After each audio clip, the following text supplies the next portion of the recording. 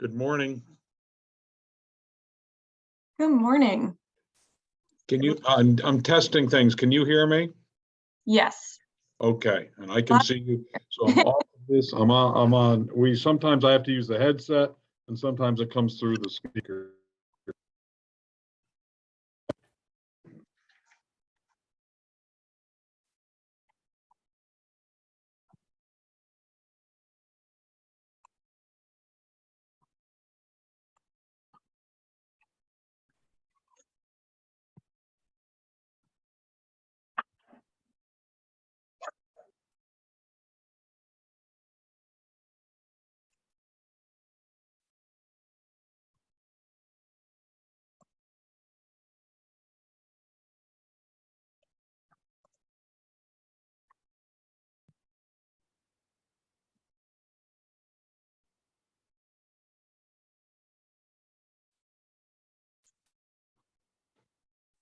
I trust everyone is well this fine morning.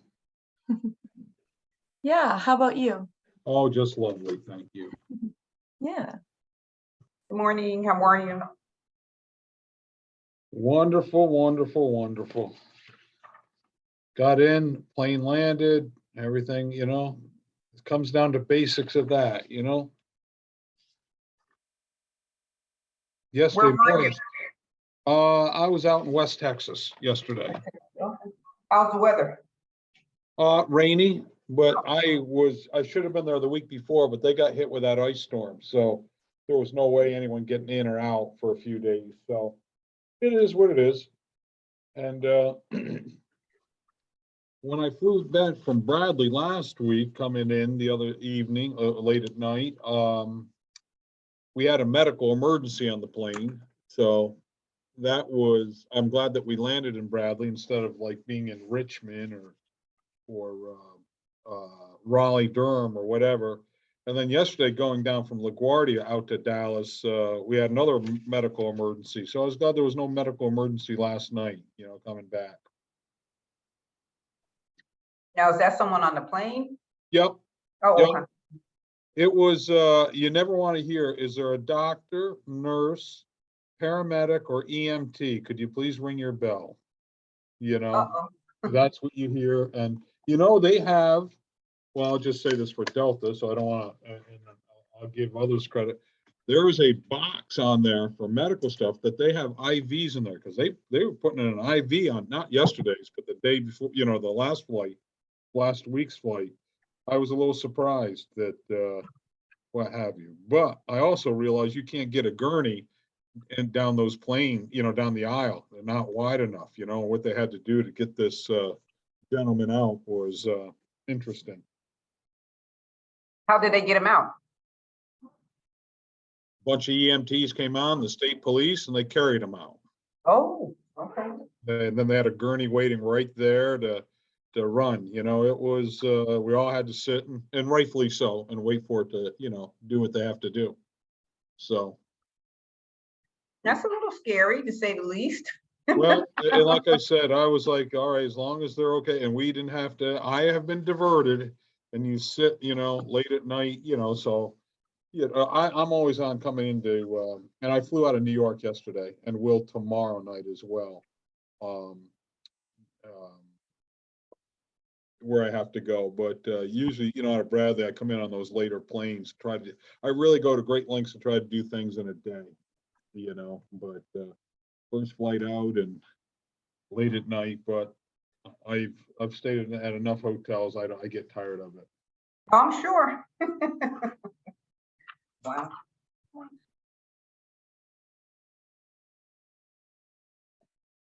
How are we looking on, do we have our members, our commission members on?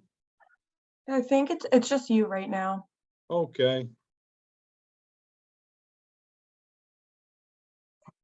They've got to get used to seeing that's where you tagged everything.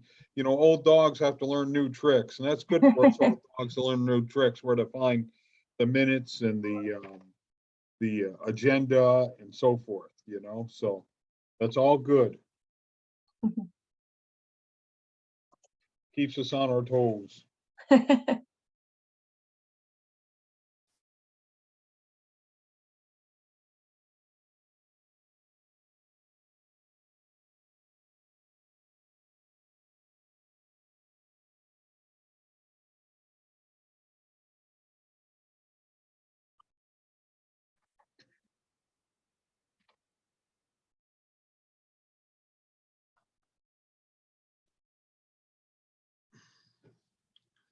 Good morning, Mr. Galvin. It's been a long time since we've spoken.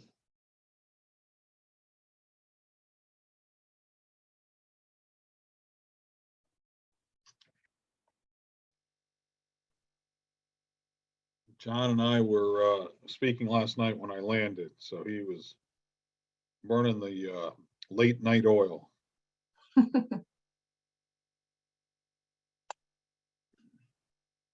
Well, I got 8:31.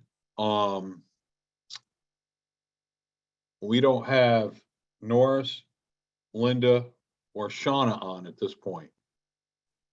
No, someone just called in under a phone number. Let me see who this is. That probably would be Norris. Okay. So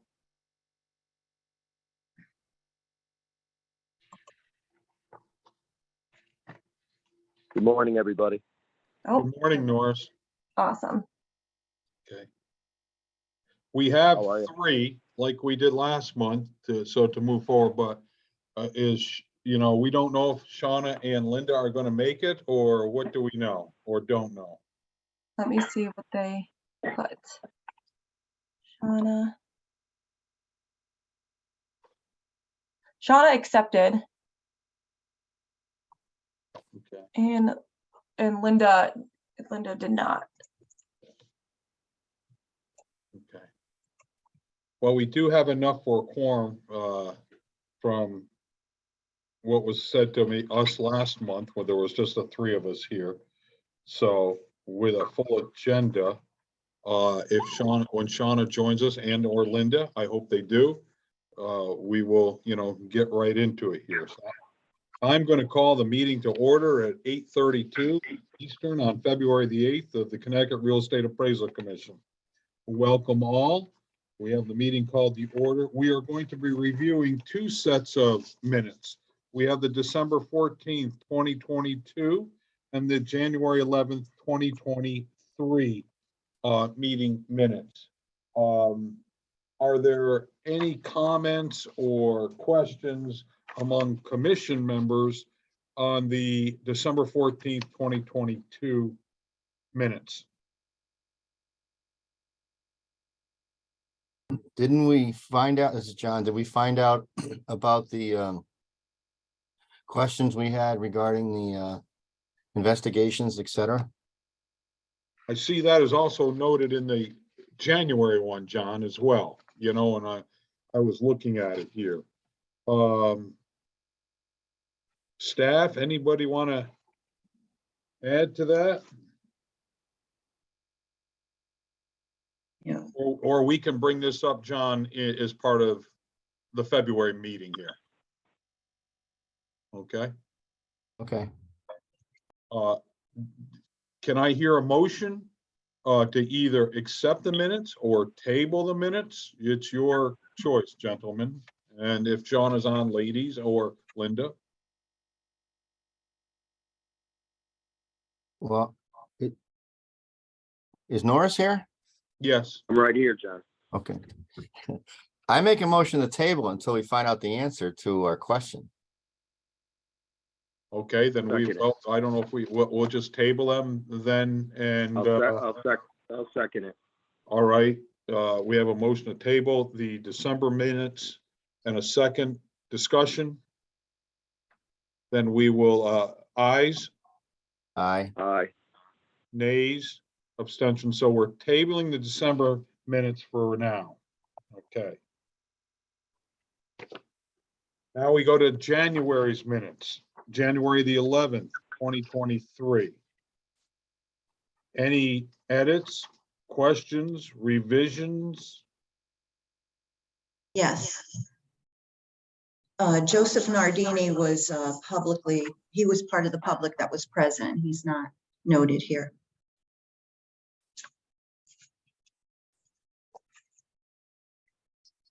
I see him on number 2 under old business. It says public presence on the first page. That's where he's missing off that list. Okay. Present. Oh, but the one I have, it says Joseph Nardini. All right, the one I have doesn't, so, okay. What do you have, John? And excuse me, And Norris? Do you have for the draft minutes under public present, Joseph Nardini? I have them as old business. Number 2. Yeah, do you see the front page? Commission members, commission vacancy, DCP staff, public present. Mine says Joseph Nardini. Mine too. Norris? Line 3. Okay. All right, so, but thank you, Debbie, for bringing it up here, where maybe, you know, we have different versions floating around. Are there any other, from staff, any questions or anything to add or subtract or edit here? Hearing none, I'll call this a motion to accept these minutes or to table. I'll make the motion. I'll make the motion To what, Norris? to accept the minutes of January. Okay, a motion made by Commissioner Hawkins for acceptance of the January 11th, 2023 minutes. A second, I'll second it. John with a second. Ayes, Aye. Aye. okay, and then we pass. All right, great, Just to let you know, Linda is coming in right now. okay. Welcome, Linda. Okay. Let's just run right into, let's get into the DCP Investigation Division. I know we got a lot of DCP things going on with our friendly folks out of DC coming up, so I turn that over in whatever order you would like to address, from the legal side, the investigation. I turn the floor over to you folks. Good morning. This is Pamela Brown, Director of Investigations. I see Debbie Yenisi has her hand up, just a message to the host. I'm not sure if that's because she's not promoted. to the sorry. panelist. Yes. Sorry, I was just, yeah, that's where okay. my cursor was. I'm sorry. Okay, no, I just wanted to make sure you are present on the meeting.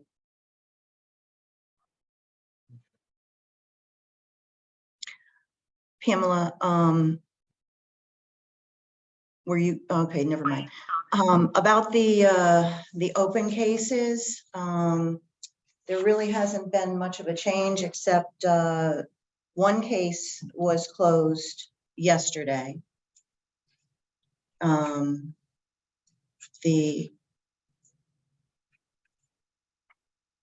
The fraud case that was closed, and it's going to be referred to either a federal agency or another government agency.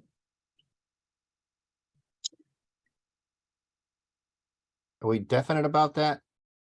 We're absolutely definite about that. Okay. I've exhausted all avenues. I found a lot of information about a lot of people, but not of the person we were looking for. So we had to close it. Otherwise, I could spend another 6 months and Okay, but that's fine. But what's the process now? You and Vicky actually turn it over to our attorney at the, just wondering the process, if it goes over to the Attorney General's office from there and they decide where it goes to? well, I mean, someone's got to make a legal decision on where it goes to, right? Okay, Pamela Brown from the Director of Investigations. What we do is when we investigate a case, we determine whether it's in our jurisdiction. And based on the findings, we determine that it is not. It should go with the federal government. We don't need to refer it to legal or to the AGs. We can simply make that referral, and Debbie is in the process of doing that. We would only investigate the case or continue to investigate the case if it is within our jurisdiction. And like I said, the findings is not within our jurisdiction. So when you say federal government, which agency does it go to? Does it go to the FBI? Does it go? Inspector General will determine where they will refer that out to. So we refer it to the Office of the Inspector General with a recommendation, or let them know what we have found. And it's up to them to develop that case and refer to where they deem appropriate. Okay. Do we ever hear back if it closes out or anything like that? Or Not very unlikely when it comes to the federal government. Of course, we have to be independent agencies. So very unlikely that they would communicate that back to us. Okay, so in terms of the commission, us here, do we ever find out what that case was and what happened and how it was handled and how it was resolved? Yes, so if you want more specific details, you can submit an email to Debbie, and she can give you that information. We are in the process of developing a case report that you haven't received, I guess, you received in the past. So now that I'm here, I'm working with our IT group. We just had to decide amongst ourselves, meaning Vicky, Debbie, and I, on which report would be best. And so you'll start getting reports during your meetings or before your meetings so that you can review the closed cases. And you'll Okay. get to see what those are. Oh, thank you, Pamela, because I'm gonna tell you that since I've been here since 214, maybe Jerry has, but I don't ever remember seeing a case report. I remember one time we had a guy we had to vote on whether we're gonna keep his license or not because he was convicted of a crime of breaking and entering, but that's it. We used to, John, get a monthly case report, a summary of every case or where it stood, and 2 to 3 sentences on at a very high level. So we had an idea of where things were. It could have been a value dispute. It could have been, whatever, an assessment issue or whatever the case may be. And for whatever reasons, that got jettisoned a number of years ago. And that was really the genesis of that was we had a tremendous number of complaints filed by the Connecticut assessment community on folks coming in and challenging their taxes, appraisals and so forth. And why that dissipated, I don't recall. But it was always an important reports that we would get on a monthly basis. So. All right, so Pamela, what you're saying though, going forward, we're gonna receive those reports that you guys have to write up to close each case? Yes, it should be by the time you have your next meeting, regular meeting. Excuse me, not if you have a special meeting, but if you have a regular meeting, it'll be in place. Okay, so go ahead, Jerry. No, go ahead, John. I didn't mean to interrupt you yet. So what about situations in terms of cases with like value issues or other things? Is there a point where we actually get called in? I mean, when does that, who makes a decision whether it comes to us or not? That was always confused on that process. That's legal. So that would be Vicky. So Vicky makes that decision. Okay. Yes, All right. Vicky can answer any questions about that. I'm unable to answer those questions. No, we trust Vicky. I'm good with that. I can say that if there's a requirement for expertise, if you will, on say the commercial side or the residential side, then the department will notify the commission member to see his or her availability to assist with the case and, provide input as to the direction that the department should go. That's generally what the process is. If there is some need for expertise, like I said, in the commercial, let's just use that as an example. In the commercial appraisal, John, we may, reach out to you and ask you to assist us in evaluating the case. And then at that point, we would have to recuse ourselves from any action taken against that person because we've been involved with that case, correct? That individual, a member of the commission, yes. Okay. Thank you. Okay, thank you. Norris, you're going to want to jump in here, but you and I both recall that there was a time where we would have someone on the commission almost step off every month. Yeah, back in the day, it would always be one of Every you month there guys, was one one of of the us stepping appraisers. off. Yep. Yeah, they would look it over with, Vicky, do you remember that? You'd have either Chris or somebody Chris would pick. Remember that, Vicky? I do remember that there had been more, I'll say more involvement, if you will, for lack of a term, Yeah. of the commission members. But recently, I guess that hasn't been I know. what's required. Was that more because of COVID or was there a decision made? No, I don't know if there was a decision that was ever made to change it. I think a part of it has to do with COVID. I mean, we're working remotely. We're not in the office as much. Everybody's working independently, if you will. If the examiner feels as though they need some additional help, they will reach out to let us know, or if I needed some help, I would reach out so that, the commission member know that there was some expertise needed or required for a particular case. Okay. It's also the type of cases that we receive. A lot of them have to do with value. So as a result, that's not necessarily one that needs to be, as they say, elevated or escalated to your level, so to speak. Great. Pamela, you had mentioned that we'll see next month, or the next regular scheduled meeting, I think is how you phrased it here, a chart or report, a quick summary, however that may be, for the cases. Will that include the cases that seem to be holding up the acceptance of the December meetings, of those 11 cases that were closed in a month? We can date the report, backdate it. So if you have a period of time that you're interested in, we can include that. Okay. So you're looking for December? I would look, Clarification, he just said 11 cases members of closed in the a month. want to There were never 11 cases closed in a month, I think. I'm not sure. I think Debbie's if I saying something. remember- I I'm think sorry. there's some, I'm sorry, this is John, but there's some confusion going on between Jerry and all of you, but Deb, there were, you said that there were 11 cases that were closed out in the December meeting. I have that in my notes. January. No. Or January, so we were, maybe January, so we're trying to, I want to, if those were No, closed no, out, no. there should be reports Yeah. of those, correct, Pamela? What I believe, sorry, we're having a little audio feedback here. I'm going to turn mine down. If you could just turn yours all the way up, please. You want to turn my phone down? Yeah, please. Okay. What I believe has happened is that we had, when I came on board, we had a total of 16 complaints. Okay. It was going off of, I don't even know if I'm on video, but it was going off of the May 22nd appraisal summary report that you guys were given. 16 open complaints. When you asked me in December, I told you there were five in my queue. I believe perhaps you may have misunderstood that 11 were closed, because 5 from 16 is 11.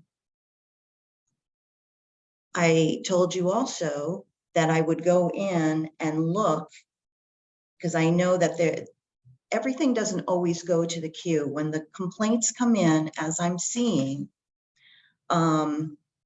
sometimes they're not addressed as, or they're not put in the system as appraisal. They're put in as real estate or something else, because they seem to be all over the place. They're not just in my queue as a complaint, but I also found out after that meeting, I had a little meeting with Pamela, and she showed me that if you go into e-license in the enforcement, and then you just pull up, say, open cases, and you put the designation RCR, RCG, then things come up that way too. Then there was this instance that I started telling you about, I believe last month. There were 3, but they were all the same case. Because I was on this hunt for these elusive cases that you guys were talking about. I had no idea. So there was one that was a compliance. I closed it out on my side, but then I went hunting in Linda's queue, and she wasn't here. I kind of had a hunch that perhaps her queue was still open because her email wasn't closed out yet. And was right. There was 2 in there, but they were the same one that I had one in mind. So it was a triplicate. So when I closed mine, it closed all 3. So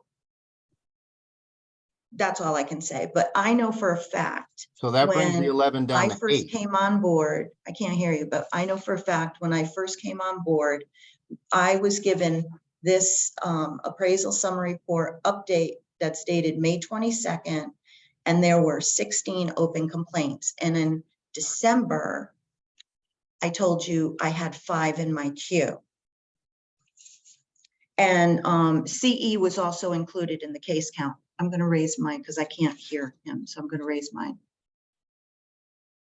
Okay, So you said, so basically out of the 11, there were 3 that were the same. That brought us down to 8. And then out of the 8, you're saying those were, so 16 minus 5 is 11, 11 minus 3 is 8. Don't need my calculator for that, do I? And then, and then you're saying 8 out of the 8, we had a handful of continuing education credit, blah, blah, blah issues that were Correct. closed. How Correct. many did we close of those? So now we're still down to the core 5, or were those 8 no, resolved? no. Now I have a few more. I have 1, 2, 3. So can we back up a second? I just want to understand this process because, you know, we got questions, we're gonna have questions, people calling us on the law module, et cetera. On the 8, okay, let's just say that Mhm. 4 of those were because people came in and said they took their credits and we approved them, et cetera. Is there still, I guess my question is to Pamela, is there still a report that has to be written up for those 4 individually, or the fact that they're resolved in the minutes covers that? So I would not, let me just preface this by saying I would not get caught up in the numbers because it is possible that we may close a case. She may have given you some informal numbers, but something could occur during a process where we might have to reopen a case. So don't get really, caught up in the numbers. When you see the report, it will tell you exactly what work has been done. And when the cases are closed, no, there's not a report that will be written by our examiner. It is captured in our e-license database. We keep contemporaneous notes. So whatever action is done, whether it is a phone call, an email, correspondence, it is all captured in our case file, as well as those documents are uploaded to the case file. But when you see the report, it'll say what the allegations were. And at the end, when it is closed, why it was closed, the date it was closed, and what the resolution notes. So that's a brief summary of the opinion or determination by the examiner of why the case is being closed. Okay, so the communication process from that system, obviously you can't show us that system because then that becomes part of the public, right? That's private still? The database, the e-license, no, we don't share that. We share with you the report. All right, so we will get a report. So I guess what Jerry's question was before going back, can we go back to December and get those reports going from December forward? Sure. Okay. All right, so there's still a report that I'm sorry, apologize for being a little slow on this process. There's still a report if it's just a continuing education issue and they did take a class, but they didn't upload for some reason. We're still going to get a report on that how that was handled. It's an Excel spreadsheet. It pulls in. Okay. We're in process of designing, we're having discussions, but it pulls in the credentials and why the case was open. So if it was an open case that we looked into, it'll be captured on that report. It'll say whether it's open for CEs or there was a complaint made from a member of the public or perhaps a commission member. We enter that in, and once the case is closed, it will be reflected on the report, but sometimes from us, from investigations, of course, we're making a referral to legal, and then that's where Attorney Bullock picks up on the case. So it won't show you, I don't believe, we do have one report that says refer to legal. But again, we are designing what the needs are for this board. Okay, so we're in the process of revamping, I guess is the word, right? Yes. All right, and then Vicky does what she's always done. She looks at it and makes a decision where, okay, all right, thank you. Norris or Linda, do you have any questions on this matter? Nope, not so far. I'm good. Okay. I'm gonna boil it right down real quick. If we look at the January minutes that we just approved, we said there were 13 complaints, 2 bias, 3 fraud, 1 AMC, 5 value, 1 credit card, and 1 unethical appraiser salesperson. We stand by that?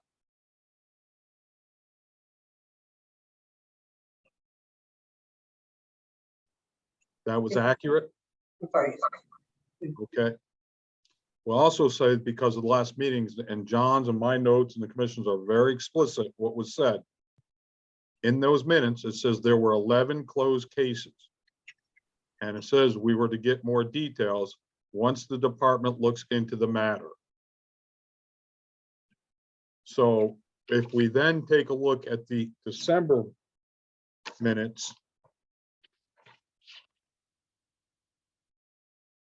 we say that Debbie reported there were 5 complaints received and 1 complaint will be closed by the end of the week. Okay, so we have earlier cases. I think we should get a report really of what we've done with the cases through all of 2022. I think this will just help bode well for everybody with any questions that are going forth, especially with our friendly folks coming out of DC. I think that therefore we have a level set and we can just move forward, whatever it is, what as Pamela, you just mentioned that don't get caught up in the numbers. Well, at least we'll have them all straight. We know we have a firm base and we can move it forward. And how many cases do we have right now? We have, hold on. We have, I believe we have 8 or 9. I think it's 8 because I just closed that one last night. Okay. Or not last night, yesterday afternoon. Hold on Whatever. one Yeah, second. yesterday. Yesterday, yeah. Okay, good. And of that, I'm going to check that number in a second, but of that, 3 of them, 2 of them involve something that the commission does not look over, and 1 of them is an AMC. Okay. Okay. 2 of those, I've been trying to close out, but they're ready to go. I just have to close them. I was trying to work on that fraud one Took a to lot get of that time. going before Yeah. this meeting. But as of 12/29, I have the list handy for 12/29.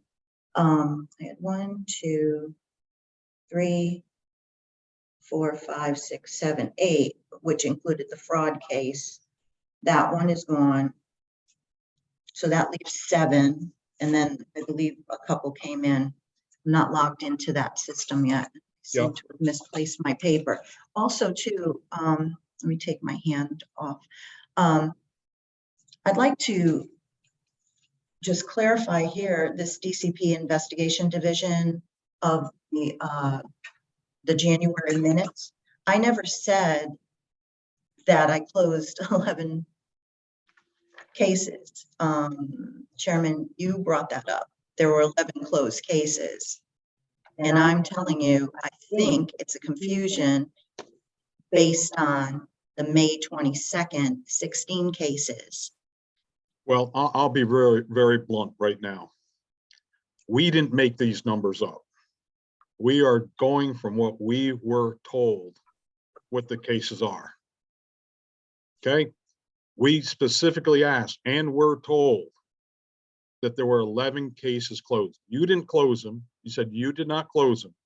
And our question was, who closed the 11 cases? And we were told that you were going to go back and investigate and get back to us how those 11 cases were closed. Our notes are impeccably accurate from what we were told.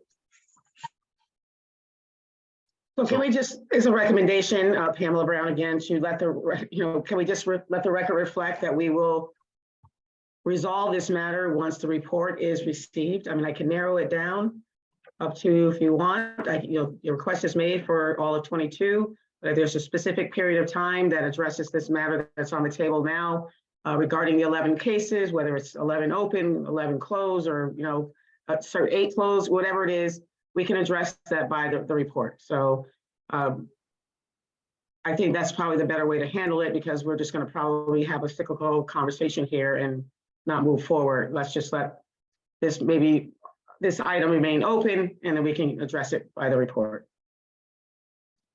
As was suggested a few minutes ago, doing that, Pamela. Jerry, is there any way that we can just get a list of what appears to have been closed? Well, And that's what's what still we'll- open? Linda, that's what I would anticipate, what we'll see when the whole, when Pamela and the group puts everything together here, that we'd see, next month. And if I can't make a promise, if I can get it, because I have a lot of things going on, but if I can get it to you sooner than the next meeting, at least to address this open item, I'll be glad to share that, provided that doesn't interfere with anything that Debbie and Attorney Bullock are working on. I understand. I know all you are wearing multiple hats and doing the job of multiple people, trying to do the best you can. I respect and understand. So at least we'll know, and we're going to be ahead of the game if the questions come up in April from our friends in the visit. So, and then we Jerry, have all the answers. I got one more question, Jerry. Yeah. On the AMC case or cases, those are, Vicky, those are our responsibility, or I should say, ours, as the Real Estate Appraisal Commission. It's my understanding that all that stuff falls on us, correct? Will we get the same reports on how those resolved, or those?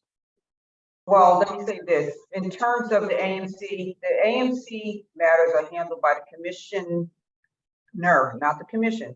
The commission does not have the authority to handle AMC cases. If you recall, that was one of the things that we had talked about in terms of how our state is set up like Utah, and that there is a separate entity, and that is the department that handles AMC matters. We discuss AMC matters with you guys because appraisal is involved in it, the panels and all of that nature. But in terms of cases themselves, the AMC cases are handled by the department. That's not the responsibility or under the purview, if you will, of the appraisal commission. Okay, so they just get funneled into us, and then from there they get funnels back up through the commission to get resolved. The Department of Consumer Protection to be resolved, right? Right, that, if you remember legislatively, that's how it came in. Right. It was not under, and that's, that's different from other states, and that's what we were saying when I had asked, I think it was Scott DeBazio, to send me the information relative to the statutory language that was being used by Utah, because they had the same structure as the Department of the state of Connecticut, in that the appraisal, the AMC matters were handled separate from the appraisal matters. All right, I just wanted to make sure they're being addressed, that somebody is addressed. Thank you. Okay. Thank you for answering a lot of questions, folks. We've updated, we got the report. That's great. Any other fellow members of the commission, any other questions on this matter? Okay, we move to the ASC. It says appraisal reported to the National Registry, none. So, and I hand this over, go ahead, Debbie, I guess, with when our folks are coming to visit us and how they're going to do it, and what changes may have occurred and so forth. Yes. So Tom Lewis and Jenny Tidwell will be attending our April meeting via Zoom at our regularly scheduled meeting, which is the 12th of April. And they are scheduled to do their on-site visit. There's no change in that. The week of, I've got here April 23rd to 28th. I think that they may be coming in that day, not into the DCP, but I think into Connecticut on the 23rd, but Monday is the 24th. So, pardon me. They typically stay for 2 days, I'm told, 2 or 3 days. Yeah. They emailed us the audit checklist, and Vicky, Linda, and myself are working to prep for their visit. Great. Is there anything that you, Linda, Vicky, Pamela, you need from us to help you in preparation for whatever needs to be prepared? Not at this time. Okay. if something comes up, feel free to reach out. We're all here together trying to help, whatever needs to be done. Okay. Great. Okay, any members of the question for anything that that Debbie just, gave us a quick report on this matter? Hearing none, any questions from the general public or staff, anyone on this? Okay, we move on now to old business. RCG applicant Mike Baldwin and Supervisor Steve Romer, discussion of report submission. Alrighty, let me promote them. Yes, please. Thank you. Yeah.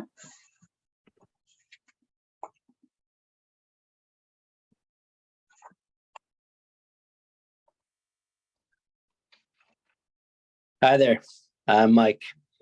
Good morning, Mr. Baldwin. Can you please, for the record, give your name, spelling of your last name, and your place of employment?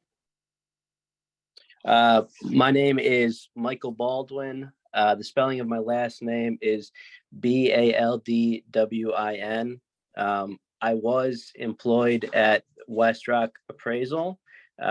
I'm not currently employed there. I finished my log, and then I currently am self-employed. Okay. As what? And Mr. Romer, could you introduce yourself with the same questions for the record, please? Yes, my name is Stephen Romer. I am the president and sole owner of West Rock Appraisal Services. And I was Michael's supervisor for 3.5 years, I think, Michael? That's correct. Maybe a little bit longer, about 3.5. That's right. Give or take. Okay, and your place of, your address of your business, Mr. Romer? Recently relocated from New York to Florida. Okay.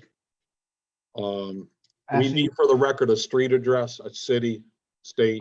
in New York, it was P.O. Box 910, Tallman, New York. Okay, That was a P.O. Box. A physical address was 7 Ruth Court, Muncie, New York. mhm. And the Florida Corporation is in West Palm, which I can give you if you want. That's fine. We've covered our bases. Very Thank you cool. very much. Sure thing. Okay. Debbie, a quick review, if you could, please, for Mr. Baldwin. Mr. Baldwin presented his the appraisal reports that you guys requested, and I forwarded them to you. Yeah. Mm-hmm. And he's seeking approval to sit for the test. Okay. All right, I got an issue because I did not get those reports. I didn't even know they were sent.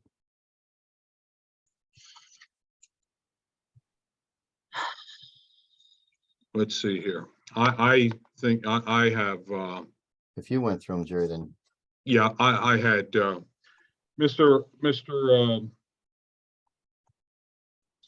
Baldwin, you had, and this was, can you give the address of the 2 reports that you gave? Because I have a lot of reviews here, okay? So Well, have I questions. gave more than 2 reports. Potentially, you see that because they're sent in two batches. Right. But I will give you the reports, the addresses right now. Yep. I have them here. So it is 351-353 East Main Street, Waterbury, Connecticut. Right. 60 Niles Street, Hartford, Connecticut. 57 North Main Street, Danbury, Connecticut. Mhm. 930 Dixwell Avenue, Hamden, Connecticut. 20-26 Elizabeth, Hamden. 1200 Bedford Street, Stamford. Yep. 885 18th Avenue, Irvington, New Jersey. 536 Zanaga Place, the Bronx. And 39 East 13th Street, New York, New York. Right. Okay. On the 1200 Bedford in Stamford, do you have that Yes. report? I Okay. have it open. Yeah, now I do. Okay. How much of this report did you do? I'm gonna look at my notes. Please do.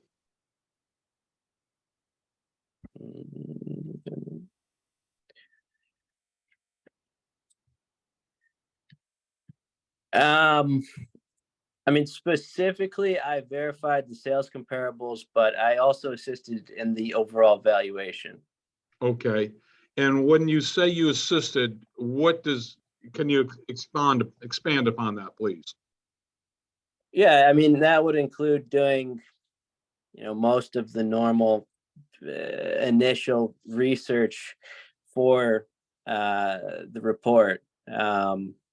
Setting up the neighborhood analysis, helping Steve select comps. I mean, a general helping with the entire report, even though I was not the signer. I understand. Okay. Yeah. Did you inspect the property?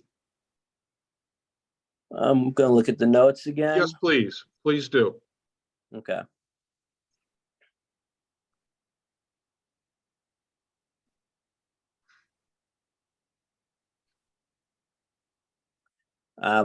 I don't believe I inspected this one. Okay. Fair enough. That's okay. Yeah.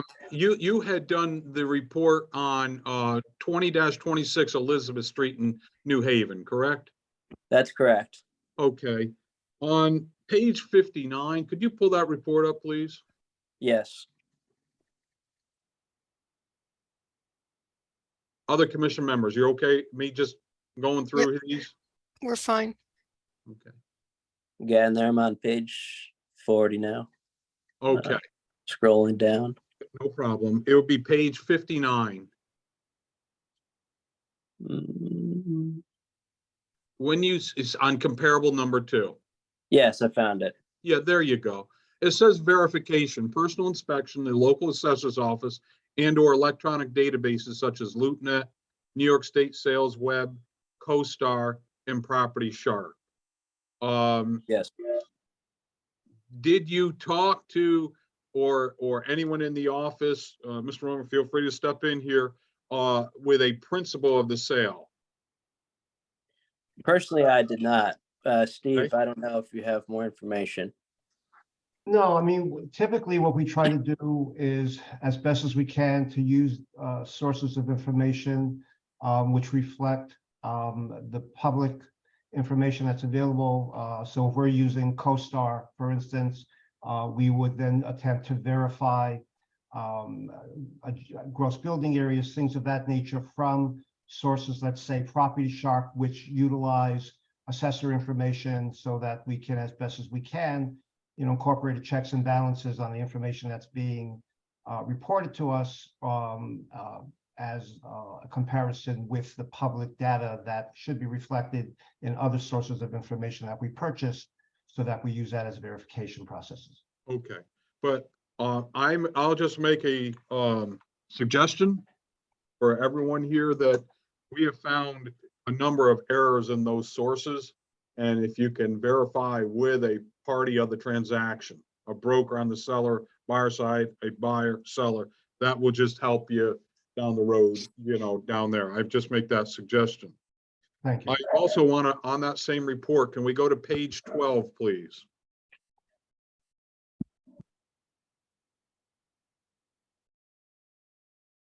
I'm scrolling. Yep, I understand.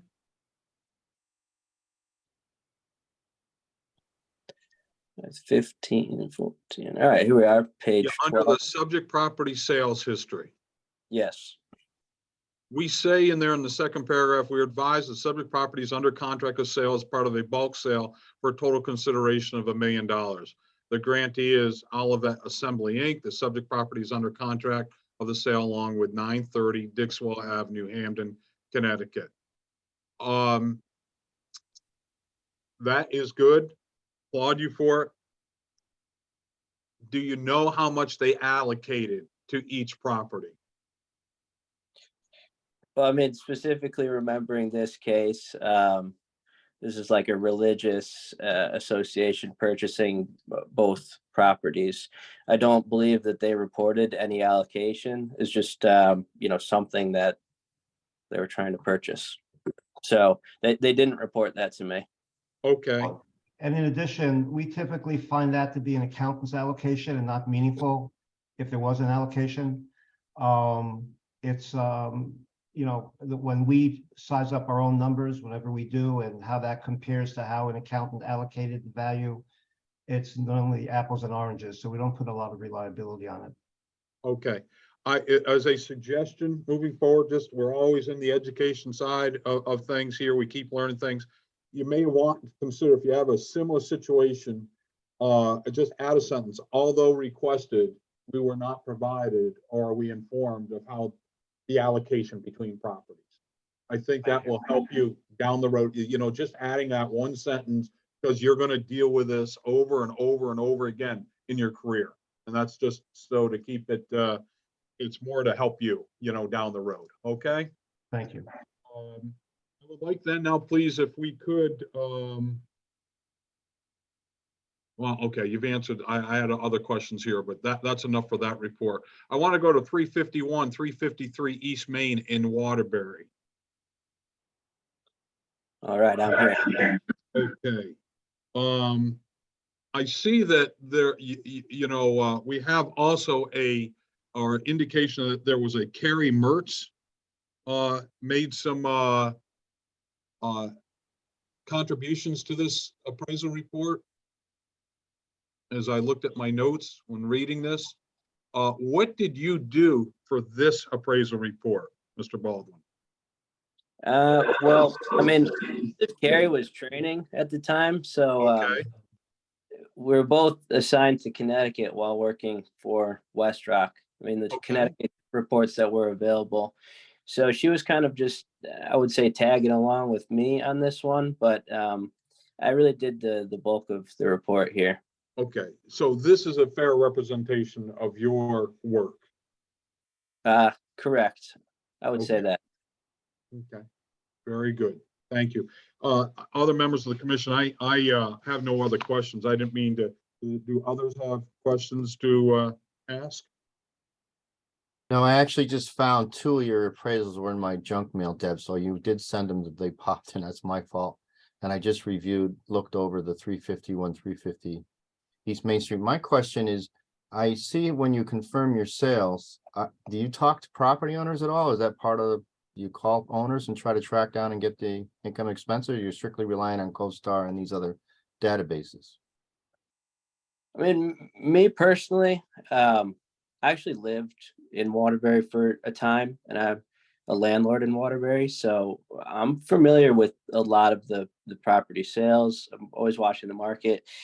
What I personally do, and this is just me, but I will contact an owner if I'm more unsure of what happened in the sale, or if I believe that I see an error in CoStar, or if there appears to be a discrepancy in the GLA or anything like that. But in this case, you'll see what I've written here, and these particular sales did not include any calls to ownership of these properties, and that's what I've written. So I'm just going to caution you going forward that, Yeah. Often, I truly believe that every sale has a story, especially in the Waterbury, when you have influence of taxes and stuff being transferred, even though it may be transferred between, it may show up as an LLC and a warranty deed, it may be between family parties. So I recommend that you actually can try to confirm each sale with a buyer or seller or broker involved. Yeah. So, I will. otherwise you could easily be misleading. So the other question I have on this, it was under Yeah. contract. And you state in here, you just state that it was what the contract price is, and that it's, I can't remember what page it's on, in line with the analysis. I'm just going to caution you that USPAP says state and analyze. So Yeah. my suggestion is going forward that you analyze the sale price a little bit more, of contract price a little bit more than just a few words, only because I've been involved in cases where that's come back to haunt appraisers. So I would Yeah. take time going forward. And the only question I have to Steve, do you think he's ready to get certified? Michael has, from all the people that I've hired, Michael had one of the broadest backgrounds in real estate. He was actually working with a real estate investment firm. And we connected when I was doing a large industrial complex in Connecticut, and Michael was representing the investor. And I was so impressed with what he knew and his insight in the transactions. And in the 3.5 years that he was with me, he was incredibly involved in training a number of our people, bringing them along. He's not only a good analyst, but he's sensitive to people and he's sensitive to the markets. If there was anybody that would verify and dig deeper, it would be Michael. The fact of the matter is that I personally have a complex with rejection. And so, CoStar has about 1,500 people that are researching these things and the comments that they make, and they're highly, yes, you are right. The inaccuracies within certain aspects is nauseating in certain ways. And we attempt to, like I said, use public sources. And when we need to dig deeper, if we're suspicious, if red flags come up, then we do make the phone calls and try to get it. It's very difficult, particularly in our market, for people to speak to us. They tend to be very close to the vest, but we try when we can. But like I said, it's just one of those things where I've been rejected so many times over, in excess of 35 years that it gets really tough sometimes. So, CoStar sold me on what they do, and the comments that I have read have been insightful, but there are too many aspects of other reportings that they have which are nauseatingly wrong. And we're forced to just keep double checking and make certain that the zonings are right and GBAs are right and other fundamental things to these transactions are accurate. But to answer your question, yeah, I think he's ready. I think he's going to be a wonderful part of our community, and I think he's going to bring value added. And Michael, Commissioner Sepso asked you in the beginning, what you said you're not employed now. What are you doing now? Are you appraising? No, I'm just a landlord currently. Yeah. I took some time to finish the construction that I'm working on in Waterbury. It's just renovations. But yes, that's what I'm doing right now. West Rock has been materially impacted by what has happened in the market over the 6 to 9 months, and we've had to peel back significantly with the number of people that are working for us. And so it's been a very, very tough area as we wait for this whole interest rate, and the war and everything else to kind of stabilize. So there's been, very broad impact, very negative broad impact on who we've been able to keep employing and, who we can keep on. So it's been very unfortunate. Any other questions by members of the commission? Hearing none, is there a motion to be made? Can you make the motion since you read all the other reports? I will. I make a motion to approve Mr. Baldwin for his experience. I second on it based on what I read and heard. Okay. We have a motion and a second. Any questions? Commission members? Hearing none. Ayes. Oh, I'm sorry, Mr. Norris? I just said I'll second. I didn't hear a second, so. Okay, John had seconded. Sorry about that. Oh, okay, I'm sorry. Hearing no other questions, I'll call it the vote. Ayes, Aye. Aye. Aye. nays, abstentions. Good luck, Mr. Baldwin.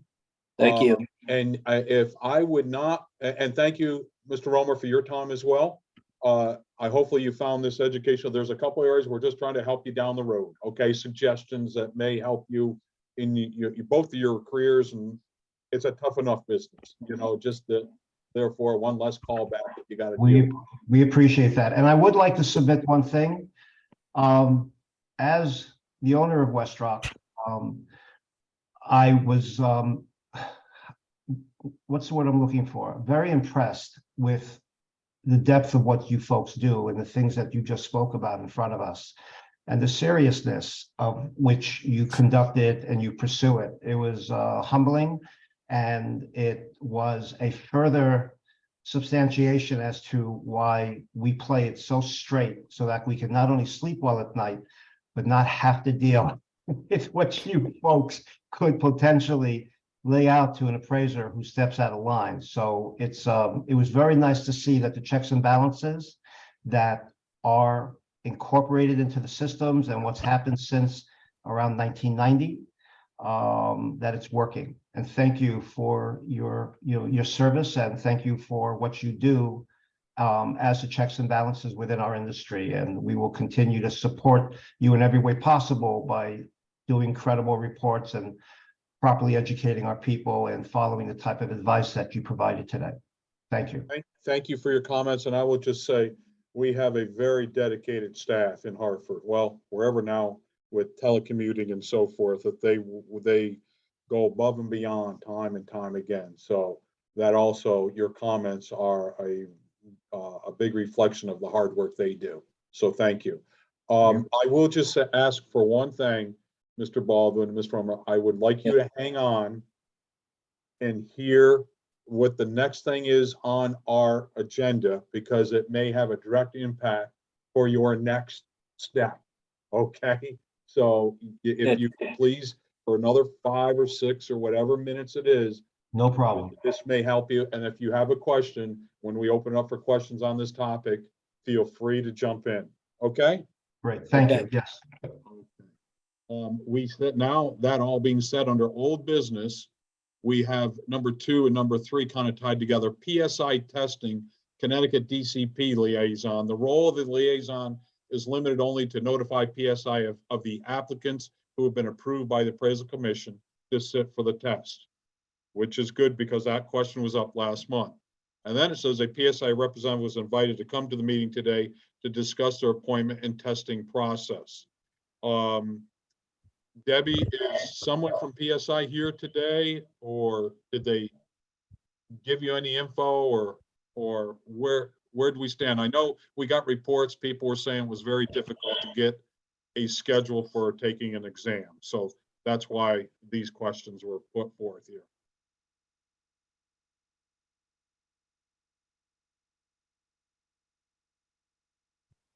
Debbie or Vicky, maybe? Or I think I'm on as a, I don't think I'm on as a participant, as a panelist. Oh, join as a panelist. Okay. okay. I thought you dropped off on us here. You're on mute, Debbie. There you go.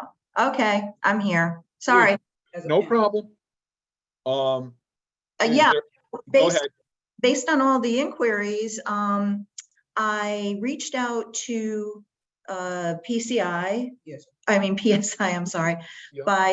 by email, and I invited them to come to the meeting to just give a little bit of oversight, just of what their process is, because I know I don't know if it was the January meeting or the December meeting that Jason Cohen had said that Yep. because there were so few appraisal tests, that if the date that they had scheduled didn't work for an applicant, for a testee, that they could rearrange the schedule for them. I never got confirmation though from PSI, which is why I was prompted to, reach out to them, but nobody ever responded.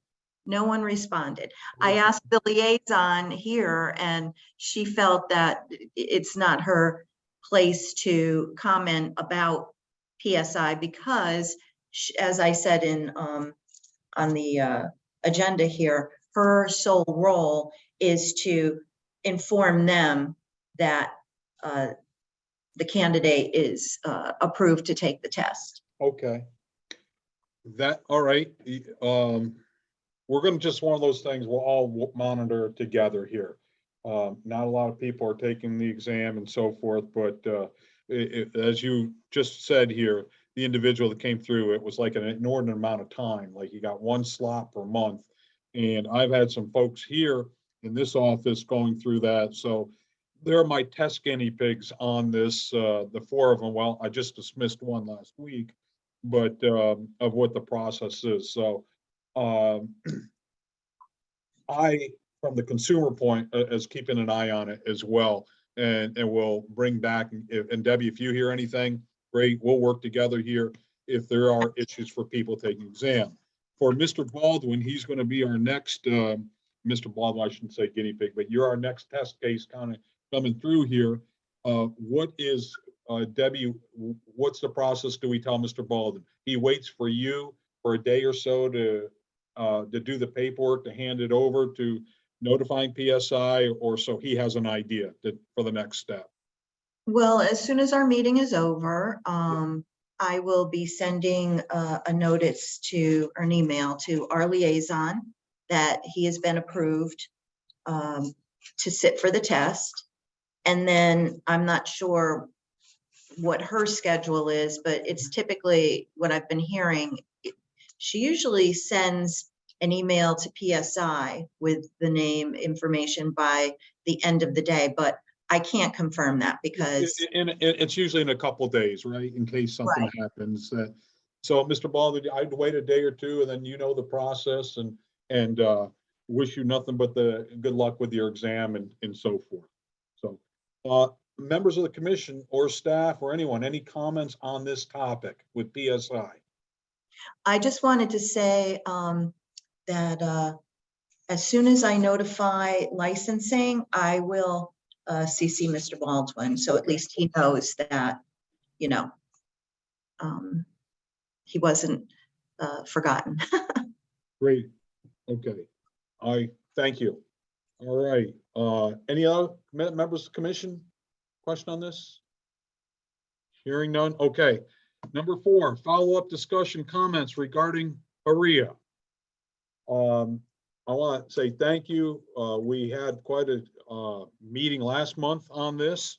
And I know Shauna and Linda were not here, but then that information had been forwarded over. Thank you, Debbie, and to everyone to review it. And we had said in the meeting that we would be bringing it up. Just a quick refresher, nothing more than that, is that we had comments from members of the commission, members of the staff, members of the general public on this topic.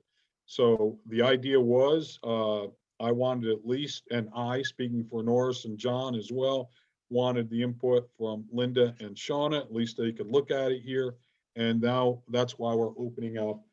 Everyone's had a month or thereabouts to think about it, you know, let it mull it over, and any other questions or discussions. And I also invite the staff to chime in as well on anything here while we have these discussions. After that, we'll open it up.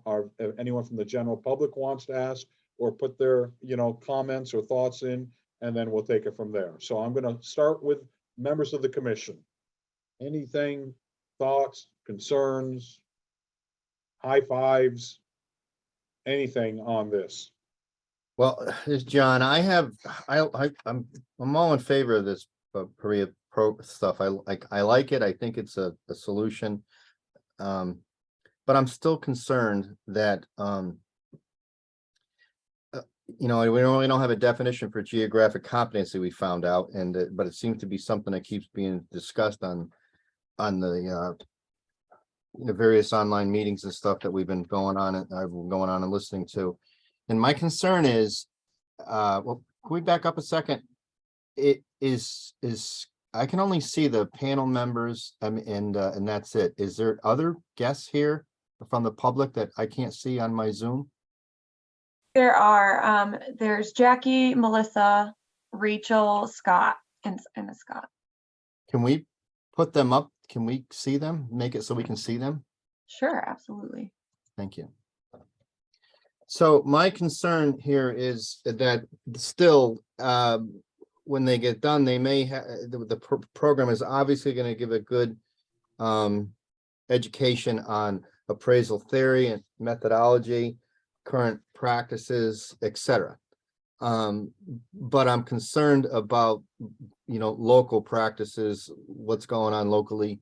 I mean, we just heard someone who is saying that they're only confirming sales when they see a problem and not knowing that there is a problem. And that's a concern for me, because in the Connecticut market area, most of us are trained to actually make the calls and find out what's going on. And the brokers and everything are trained to actually, and lawyers and stuff, now know the answer to those questions, which help us, which, make us be more in line. So my concern is that if we approve, I don't have a problem approving Pyrrhia, but I have a problem in that we need to add something where they can get, they have to come in still with some local experience. So, and I've been trying to think this through. And I know there's, what Scott is probably going to jump on here and say, I heard the appraisal, the president of the Appraisal Institute say that in a recent public hearing that I think it was 40, he said over 40 states have, I think he used the word approved too, or we're considering approval of Pyrrhia. So I've been thinking it through, and one idea I had just to throw out as an option was that if we approve it, then the person can go sit for the test. But before we actually administer, and I don't know if our system's set up there, before we actually administer a license, they would have to submit a certain amount of samples of appraising locally in our state to us to show that they can do it. Or maybe even, I'm even considering that, okay, maybe we can even open that up to other states. If they're, let's just say they're a college student in Chicago, and they go through the Pyrrhia program with the Appraisal Institute or one of the other 5 that have been given a grant to do this. And then they work locally out there for somebody, and then want to come in to us, they can submit those appraisals to us for review also. They don't have to, I mean, that's kind of an option that I'm thinking of. I'm just throwing this out, just throwing ideas out here, but I still think we as a commission are responsible to the, the upholding public trust in the state of Connecticut only, and that we need to see that these students that are finishing this program have the competency in their local state to appraise. Okay. Norris, any thoughts?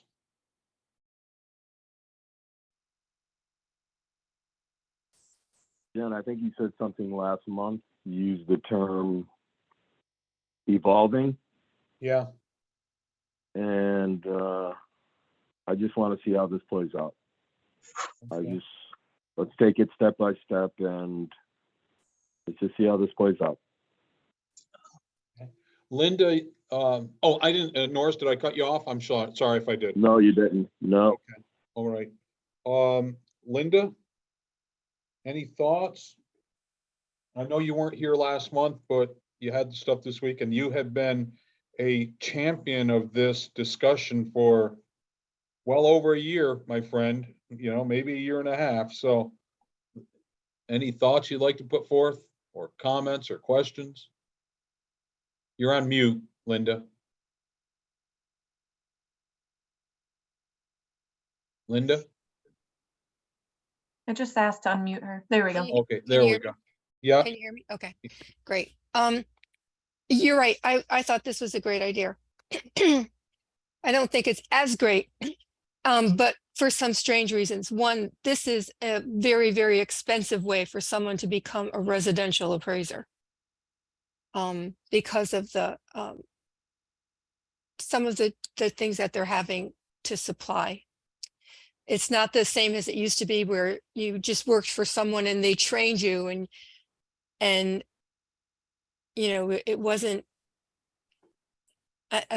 going through the same thing as it is now. I'm not against the college courses. I think that's great if we actually have instructors who understand appraising and everything that goes along with it. I am concerned, as I said before, about the cost of it because it's now they were talking something, a residential appraiser could cost more than $5,000 before they get into a point where they're working. So, and I haven't seen yet any kind of, I mean, doesn't UConn have a regular training program for appraisers, not residential, but haven't they had for years a program? No, actually, No. no. And the reason why I know this is there was a time where they actually stopped the teaching. They were teaching an appraisal class, but it was being taught by Professor Clapp, who was not an appraiser. And so he was just going by the book. And then when he retired, I was actually approached to teach it. And I suggested that they go see Sean and Fred. And now Fred and Sean have a program they've been doing out there for, I think it's 5 years now they've been doing it. And Okay. they're doing a really good job, but that's only teaching about basically principles and practice course. Right. And maybe one advanced class, not enough. It's not the same as this PIREA program. This PIREA program is totally different.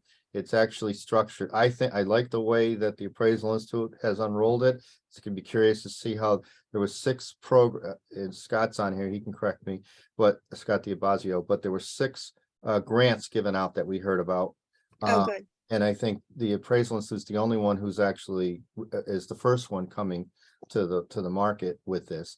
And I think we have to remember, you know, our job is not to get involved in the market. Our job is to uphold public trust in the appraisal Exactly. process.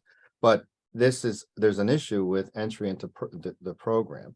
And this is coming, it's not coming from a private vendor, this concept, it's coming from, you know, out of the Appraisal Foundation. So I think I like the idea. I think, you know, on the residential side, I can actually, you know, there's some people's, you know, some people's $5,000 is not is a lot less than the next person's $5,000. Right. So I can see people actually kicking up and doing this. And for on the commercial side, I think it's a great program because I can see people going through the PIREA and not going on and getting licensed, finishing the program as part of their college education, and then launching them to other fields of real estate. Mm. So I'm in support of it. I just think that we need to have something locally to be accountable, just to show that, you know, even though they're past the program, that they have some footwork experience on our turf. Right. I think one of the problems is one that's come up in the past, I guess, year and a half, maybe 2 years now, where not the appraisal industry necessarily, but another industry has been doing these really short 20-minute appraisals. I can't remember the name of the company. You know, we would go and they would send us some information on an appraisal, and we did these for a couple of months to see what it was, because I was very concerned about whatever was going on with this new type of appraisal. So it's like a very short thing. You mean the hybrid appraisals, Linda? Yeah, the hybrid appraisals. Okay, but that's nothing to do with this. No, PIREA. but that's taking a big chunk out of the real estate appraisers' jobs. Total big chunk out of the real estate appraisers' jobs, because they're taking people, a builder or someone else goes out and looks at the property, they come back, they give all the information that they think is appropriate to the appraiser. And then the appraiser is supposed to appraise the property in a 20-minute period and write a report that they can get and Okay, send but over. That's separate from, what does that have to do with PIREA? Exactly. My question is because I'm very concerned about the real estate side of it being able to actually move forward, that this type of property, this type of analysis could shut down the residential real estate side. I'm Okay, very but concerned this is about not an that. analysis. This is an educational program. Right, Basically, it's a design program that meets all the criteria of right. the Appraisal Foundation, correct, Scott? I'm saying that right? Appraisal Foundation is the one who's actually come up with the bullet points of what has to be addressed in this educational program. Right. It's strictly an educational program. It's not how to do an appraisal in a different format. It's basically teaching appraisal theory, appraisal methodology to both on the residential and the commercial side. And so that when the person completes this, in theory, they're ready to go out and hit the streets and do appraisals, in theory.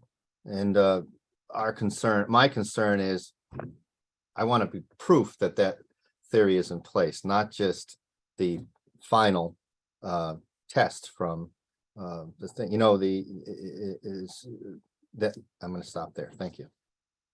Well, then let's take it back to the education side of it though, too. And we just talked about somebody who wasn't even an appraiser who was teaching appraisal. Is that going to be addressed before these people have to take the courses? Well, that's at the university level. I mean, the university can hire whoever they want to teach a class. That's their business, whether they determine that person is qualified or not. And but in this case, we have oversight that it's not just in this case. The Appraisal Institute is the first one to come out with this, and but it's the oversight is coming from the same oversight that oversees our commission on how to do this. So it's just another way of us following the guidelines of being what's coming down to us. It's just that we have the ability on the state level to decide how much of this we want to accept, or do we want to require a little bit more, etc. So just like we accept a school, we accept Right. schools to teach Right. class too. This is the same thing. It's just accepting Yes. them as a school, but instead of teaching class, we're accepting that they're going to be training these individuals to become actual appraisers a little bit more than just the stepping stone of the classes and the seminars. This is the full thing. I have a question for Scott though, Jerry, when you're Okay. ready to. Yeah, well, in a moment here, I'm gonna throw in my 8 cents before we open it up, and then Scott, when they open things, so. Folks, I believe the industry is close to, if not at a crisis point, Mhm. and therefore things are evolving. I don't know what the last study I saw, it was a few years ago, that the average age of the appraiser is 62 or 63 in that realm. People will be aging out, although the late Art Oles used to say appraisers never retire, there's always one more fee. But people do step out of the industry. We have ballpark, and Debbie can fill in here, 50, 60 provisional appraisers in our state in the training process. We're going to see more than 50 or 60 people leave the industry in this state in the next 5 years. Just the demographics are what they are. So at least there is an acknowledgement we have an issue here.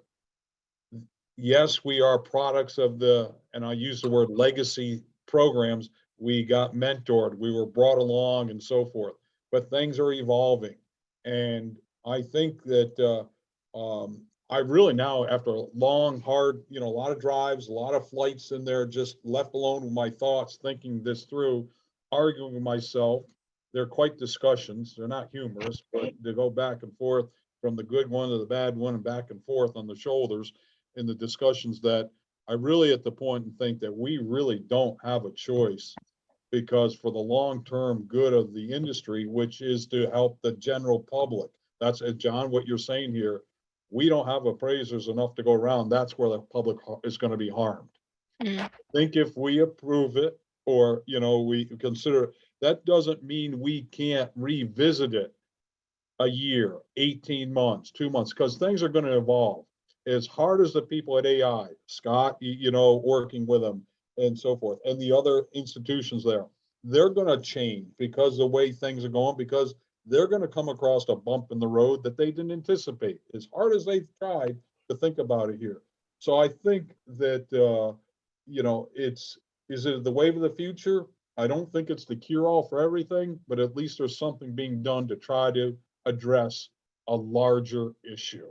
And I personally, after a lot of thought, I'm willing to give it a rip. If we do run into, nuances and so forth, that doesn't mean there's nothing we can't do to help augment it here, or address whatever that problem may be. That's just my thoughts here. to keep everyone open here, staff, they get the next shot. Anyone on staff who would like to make any comments? Hi, the only comment that I would like to make is that I do think that, having served on other boards, that one of the, I guess, proposals that had been made and accepted, I'll just use the, home inspection board, was that they did have a national acceptance course, and then the, home inspectors were required to do, I'll just say 10, I don't remember the number, a local amount of, inspections in order to, go before the board and be approved as a home inspector. So I think something of that nature, I call a hybrid approach, if you will, which allows the national acceptance of the, career program, as well as a portion that is locally based or required for experience, as long as it doesn't provide a hardship or is prohibitive in any way for anybody that, is interested in doing this. I think it's a good approach. And the other thing I can say is, in terms of an analogy, if you will, I think about the law, taking the bar. We are required to take the multi-state, which is for every state, and then we take our specific state portion. Like I took Connecticut, so that's why I'm Connecticut barred. I have multi-state, that's all states, and then I chose to, get a barred in Connecticut. So I think, that approach, if you will, which, like I said, a national acceptance and a requirement that's not prohibitive in terms of a certain number of Connecticut-based appraisals, I think would be a win-win situation. And something that could be, I think, supported legislatively as well. Thank you. Thank you for your comment. Sure. Anyone else on staff? Anyone else comments? And then we'll circle back, John, in a second here, okay? Any other comments by staff? Yes, actually, I have to agree with Linda about these hybrid appraisals. I know that's not what we're speaking of, but if a residential appraiser is going to be putting out $5,000 for this program to get licensed without the benefit of making money along the way, as you would if you were a provisional working for a supervisor, that's going to be harmful, because these hybrids, I know, I'm not going to name names, but I know for a fact that some of these banks are going over to just the hybrid reports. If the, I think it's like less than $400,000. That's huge. That's a huge dent for these residential appraisers. And that's all I'm going to say about that. But I did get an email that I wanted to share from, I know I'm going to mess up her last name. I apologize. Her name is Ada Dedajic. She's the director of engagement at the Appraisal Foundation. And she reached out and said that if our board would like any, like them to offer any additional information, she's available at your request. So if you want me to reach out to her, or I'll just forward you this email and you can decide if you want them to come in and talk further. Please forward to the commission and we can take a look, okay? I think that, more the better. Let's all take a look at it here, and that's all good. Good. Debbie, did I cut you? Do you want to go on anything else? I didn't want to cut you short. No, sir, I'm done.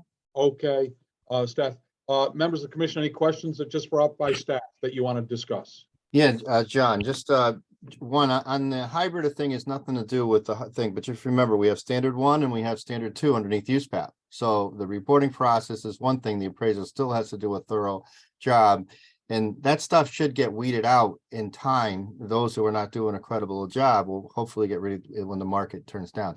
The other comment I want to make is, I think in line with Vicky said, is something that has come up before in the past, even far back as 89, 90, 91, when we first came up with USPAP, is, well, geez, the CPAs and the attorneys just have to sit and take a test and then they're done. And then the the thing came back, well, if you really want to do something further, then you need to go get a designation. And the problem that the markets had with that was the fact that there were appraisers out there that were impacting the public in terms of losing equity, et cetera. And that's why we had FIREA. That's why we've had the Dodd-Frank. That's why we've had these different things evolve. The OCC has cracked down and have their regulations. We have our regulations on our state, et cetera. So it may end up going to just a test and we're done, but I don't think we're there yet because it's just impacting the public too much. So in that said, I have a question, a technical question for the staff. If we approve this, okay, and then is it possible to approve this and then require the person to come in, a candidate or whatever, to actually take the test, our state test, and then have to submit 5 samples or somewhere along the same time, 5 samples for review, and then issue them their general certification or their certification? Because my question is, right now, once they take the test and they pass, they pretty much automatically get, the system is set up to automatically give them their certification because they've approved everything else. So my question is there a way to pause that without creating too much conflict in our system, or the technology that we have, so that we can give that person some time? Because I'm just thinking, you might have the person, I mean, to be honest, the 2 people I'm training right now, they are bright. They can sit down and pass all these classes, but when they had to go out and start, and they took all the classes before they showed up just about, but when they went out and hit the street, their heads are spinning. And every time I give them a new assignment that has a different challenge, their heads are spinning. And that's okay. That's okay for a certified appraiser to start out on the easy stuff. And then I understand that. But my question is technically, can we do that? Can our system allow support to that, or can we find that out? We definitely will find that out, but that's not something that I could answer right now. But I will send an email out to Pamela, and I'm sure she would contact, I don't know, maybe licensing? I'm not sure, but I will put that on the to-do list to get you that information. All right, because I think, we typically, when we get these logs, we request 3 to 6 samples. So I'm thinking if just 5 should be enough for us to review and say, yes, this person's ready. And they can submit those 5, underneath the supervisor or underneath from another state or something like that. We can actually write include that in our regulations. But I think we can do this. John, I'm going to open this now up to the general public questions, then we can wrap things, okay? With other things. So I open it up to the general public for any comments or statements or questions of what would like to be done. I have a question, if possible. John, what is the name of the Appraisal Institute initiative, which is going to prepare potential candidates to train and then be able to hit the market running? What is that called? Because I'm looking for it on the web right now, and I don't see it yet, but I may be doing it wrong. Actually, maybe Jerry, if we call on Scott, he could kind of give a quick overview and then. All right, and then I'll continue my questions or comments after that. Scott, love to hear what this program is about. Scott, the floor is yours. Great. Good morning. Thank you very much, Mr. Chairman. I appreciate it. I'll answer first the question that has just been posed here. It's the practical applications of real estate appraisal. It was adopted by the Appraiser Qualifications Board back in January of 2021. It's an alternative method for an aspiring appraiser to obtain the required experience to become licensed or certified as a residential appraiser. So in the instance of Mr. Romer, his trainee could have gone through a PAREA program, a technology-based program, and gotten his experience in that fashion, rather than having to work directly under Mr. Romer for however long. I think he said 3.5 years. That's the length of time that the trainee worked under him. Somebody could instead go through a PAREA program, again, a technology-based alternative, includes virtual reality and all kinds of different stuff. And that's how they would get their experience, and then they would sit for the licensed or certified residential exam.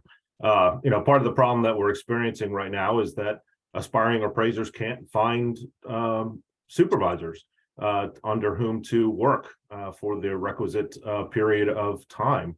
The AQB recognized that we need to come up with an alternative way to get people into the profession, and Perea is the way that they adopted and offered to. And the Appraisal Institute is developing a Perea program. Actually, we're getting very close to the time when we're going to be finished developing our program. We're anticipating being able to submit our program to the AQB for approval within the next 2 months, and that a go live date very soon thereafter. And I did want to respond to Commissioner Galvin's points, which are very, very good points.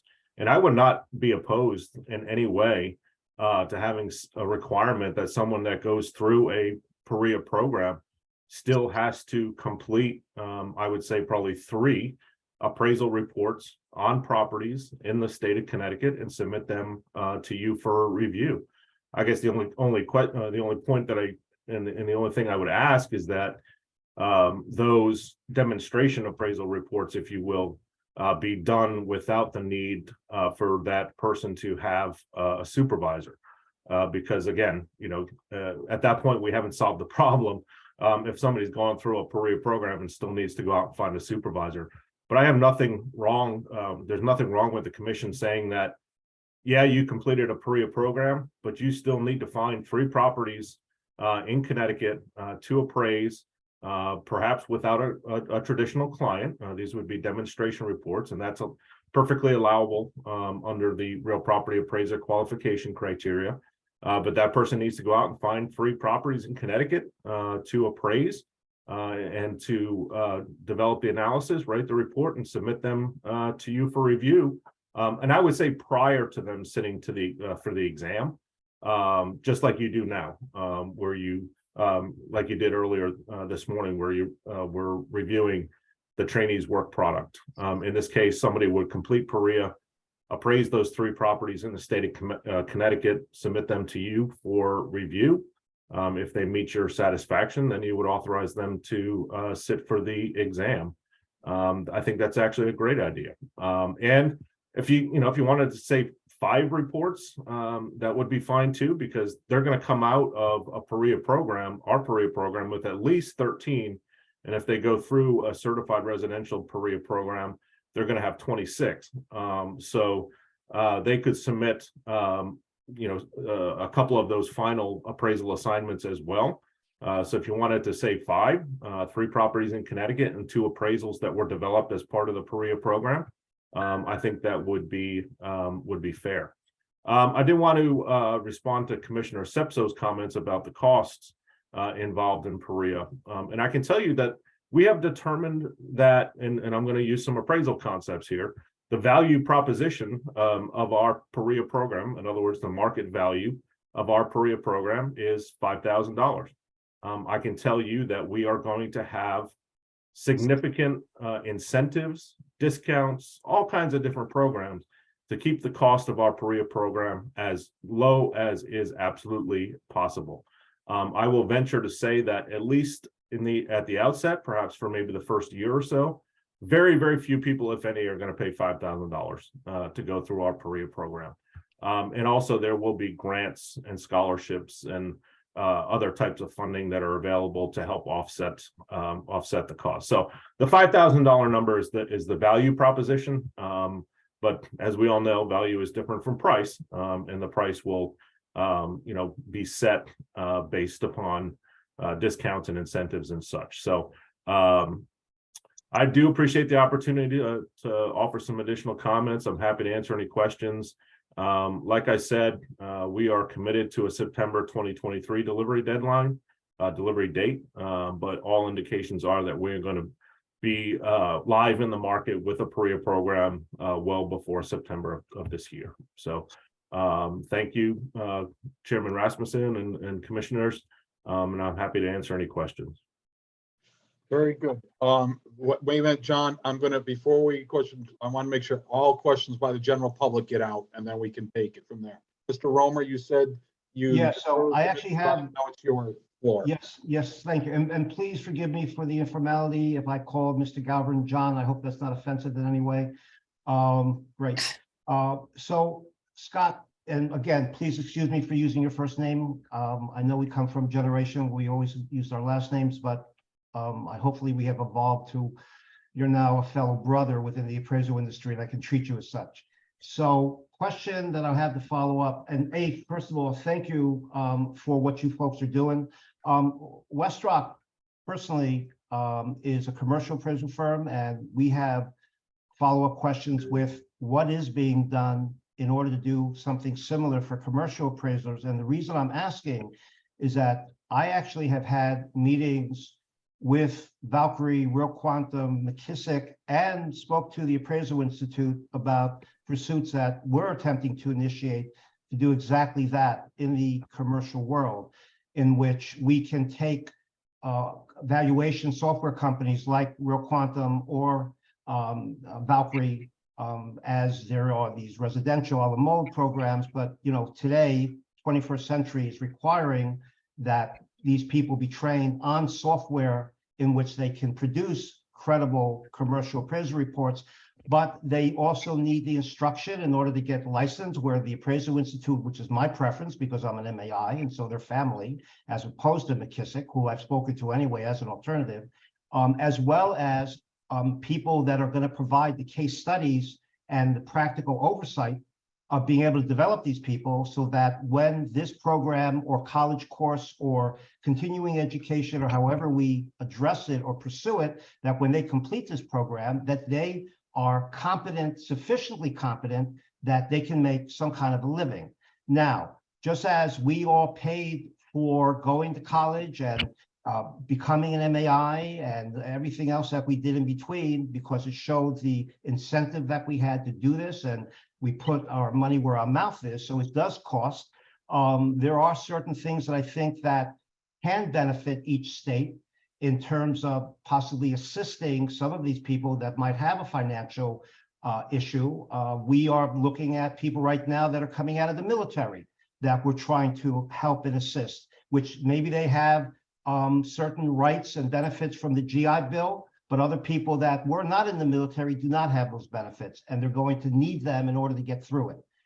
Because there are costs. If Westrock hires a national director of education to work with people like that, there are costs involved. Valkyrie has costs involved. Everybody has costs involved, but it's in the state's best interest, in my opinion, that if they're able to in any way tax or allocate or in any way help support a new generation of appraisers to protect the public good from, all kinds of things that are going on. For example, and again, if I'm going too far off track, then stop me in my tracks and I'll stop talking. But for instance, in 2007 and 2008, by the grace of God, we incorporated a system of checks and balances where there was really a separation between the, appraisers and credit, or the people that were asking for appraisals, but that may have some bearing or influence or some gain in order to where appraisals would be coming in at. And we were supposed to be separated from those influences, et cetera. And it was great for a number of years. However, today, in today's market, 70% of the orders that we get are from private money lenders, from people that are using lines of credit to order appraisals themselves, or are somehow circumventing the traditional checks and balances and are placing incredible pressures on the appraisers to provide values that are unrealistic. And we need to train these new cadre of appraisers to not only know how to appraise, but how to remain very, very strong in terms of what are the requirements of professionally protecting society and our whole system of valuation, because it is being ridiculously threatened, and only education is going to take care of that, and we need to do this together. So that is my comment that I give and offer to all of you in terms of what Westrock is trying to do, as well as what I think we all have to do to protect ourselves and to protect our society. Thank you. Are there any other questions from the general public before I send it back to the commission members to what they've heard and ask specific questions and or staff? Hearing none. Okay, John, go ahead. Okay, I got 8 things, so hold on. Okay, I'm kind of gonna go down the list. Scott, on the PIREA program, underneath the requirements of the Appraisal Qualifications Board, does it require, this is where I was getting confused, does it require the program to teach the classes that are required for state licensing? I'm gonna use the term state license. No, somebody entering into a PIREA program will have had to have already completed all of the qualifying education courses. Okay, You will have had to have taken all 150 or 200 hours before they can even be qualified to enter into PIREA. okay, so I'm saying 2 things here. One is, first, we have to approve the PIREA program as administered by the Appraisal Qualifications Board. But the second thing is, then each school is going to have to be approved separately.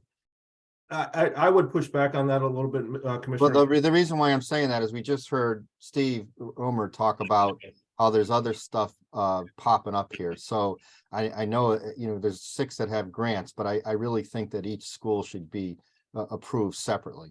Well, and that approval process is going to be done by the Appraiser Qualifications Board. We have to submit our program to the AQB for a very detailed review to make sure that it is that we developed it in accordance with their criteria and the framework that we were given. Correct. And we get a course, we pretty much just automatically approve it. Right. Think Worried about about this that. like the course But approval. the reason why I'm saying that, Scott, is I'm thinking regulations, okay? The regulations are gonna have to be changed, which leads me into my other couple of questions here. When do you expect to actually have the first students roll out of this program? I can tell you that it will be on or before September of 2023. I've been advised not That's to. the program. When are the students gonna be graduating from the program? Oh, graduating from the program. We are anticipating that it will take somebody just as long as it does to go through the traditional supervisor trainee model. So it's going to take somebody just as long to go through PIREA as it does to get their experience working under a supervisor, meaning 6 months for the LR module and another 6 months or for a total of a year for the certified residential module. Now, obviously, that's going to vary based upon a couple of different factors. One of which is how much time does the person have to dedicate to working on their PIREA program. If somebody obviously can spend 8 hours a day, 5 days a week, and somebody else can only spend a couple of hours on Saturdays and Sundays, the person that can dedicate more time obviously is going to go through it much more quickly. And of course, the aptitude of the student. Some of the participants are going to get the concepts and get the methodologies and techniques much quicker than others. But we are estimating that the average student will take 6 months or a year to go through the entire modules. All right, so my next question then is for Vicky. So Vicky, we're probably gonna have to modify our regulations to accept this, correct? We don't have to go for any kind of legislature change, just regulations. I'm sorry, I can't hear you, John. So we're probably gonna have to, if we accept this, we do some sort of, at the risk of using the word hybrid, we're gonna have to change our regulations, correct? Do we have to change? We don't have At to some change point in time, correct, yes, we don't have to change legislation. We just turn regulations, right? that is correct. Okay, so then the Well, question, let me say this. I think when we were talking about demonstration appraisals, that may be a part of definitions. So that may be in the statute, but I think most of it is regulatory. Yeah. okay, so if it's Demonstration regulatory, reports are not defined, if you will. We don't have that definition as part of anything in our Connecticut statute or regulation, but it's not something that can be added in. all right, but say so now, in terms of timing, if we approve this thing, which they're looking for approval before September, some sort of approval from us, do we have time next year to change the regulations by the time those students graduate? If they're gonna take, that would bring them up to be. Regulation, I'm sorry, and I apologize for cross talking. I think a part of it is understanding that the regulations can be done all year round. Okay, Regulations can be done all year round. The statutory changes must be submitted by August, but regulations, in which we think the majority of this will be, is able to be presented anytime. all right. And the two things, other comments I have are, I'm leaning towards 5, but I'm thinking that we could change, maybe the regulations so that if someone graduates and they, just like we do let them now, if they want to do an appraisal, we write to regular so they can do an appraisal maybe as a subcontractor for somebody who's already certified or whatever, but a certified appraiser from the state has to sign it. Number one, that's an option. Or the other option would be that they go out and actually appraise properties on their own as the commission, as the client. So that appraisal is only being used for the commission. Yeah. As an option too. And then the other thing I'm thinking of is that I think we need to put a cycle, a time frame on the approval of that they maybe have to resubmit. Each program has to, I know Scott's not going to like this, but each program is going to have to resubmit for certification like every 5 years, just like we require the schools to, or some time frame. I require the schools to continually be approved, et cetera now. John, I'm gonna come back to that in a minute. I want to make sure you get all your questions done. You said you had 8.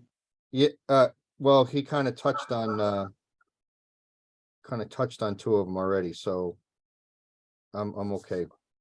Okay. Norris or Linda, and if Shauna's on, feel free. I don't see Shauna up on the grid, so any other follow-up questions or what have you? Guess not. Okay.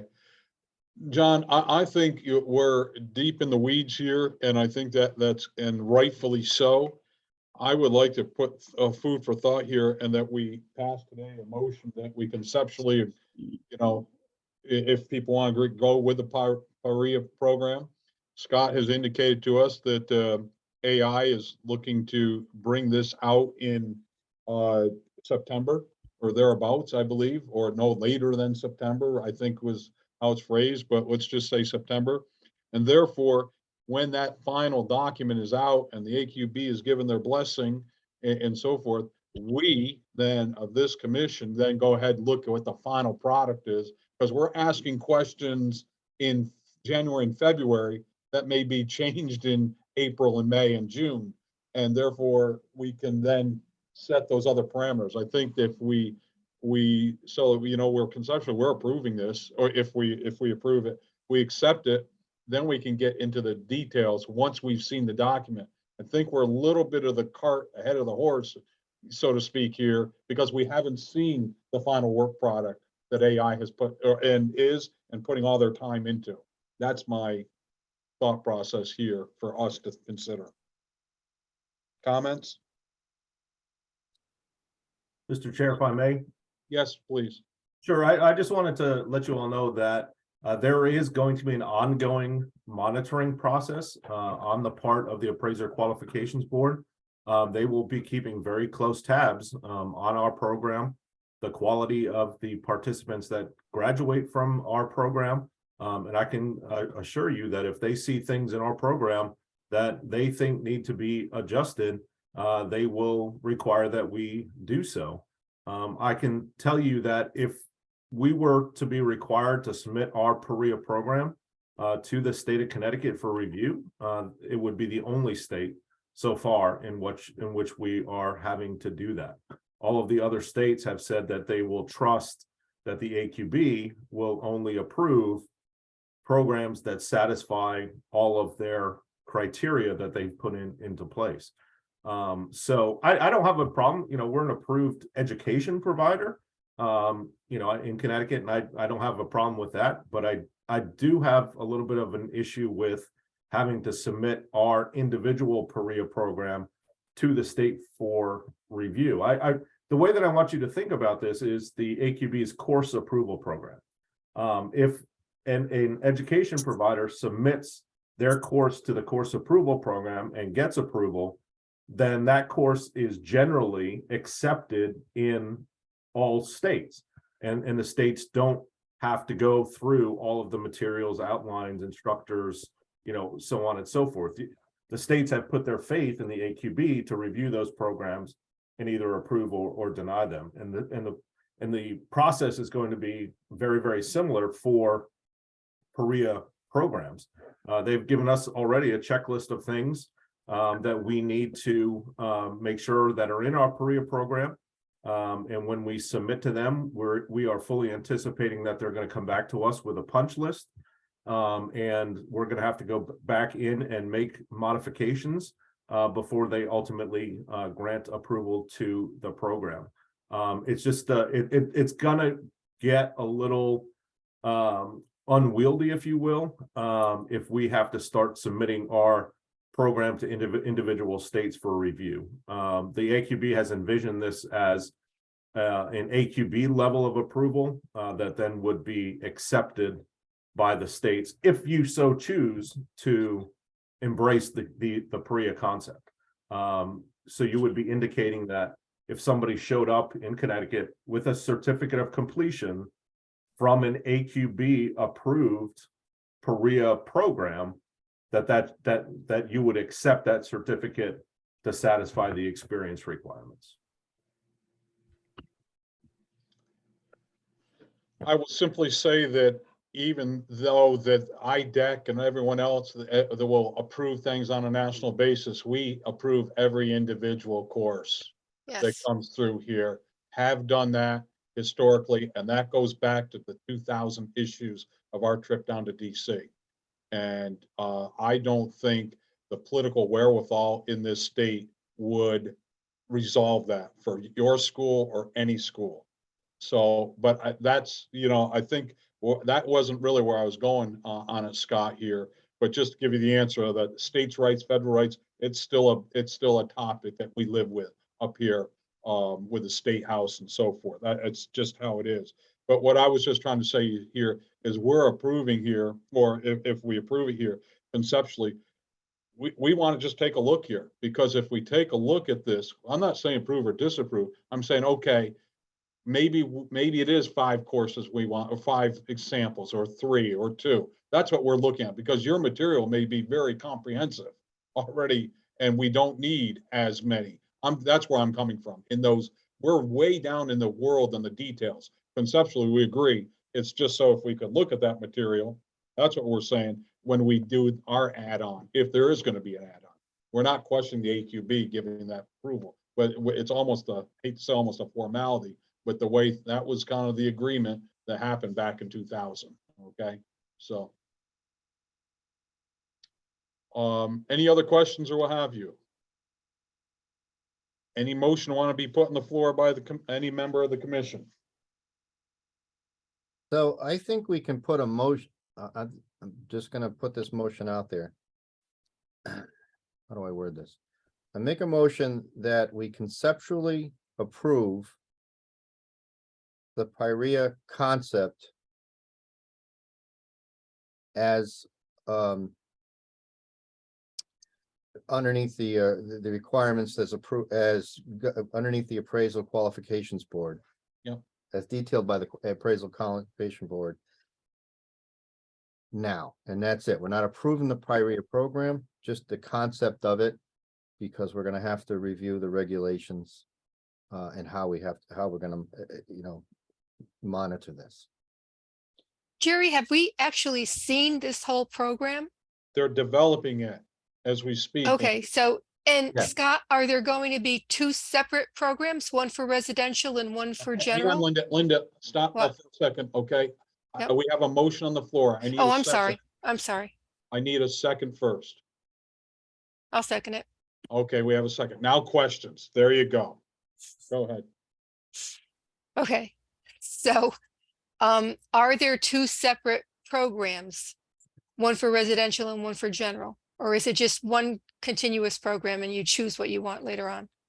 At this point, and I can't speak for the AQB, but at this point, PREA is only for residential experience. Okay.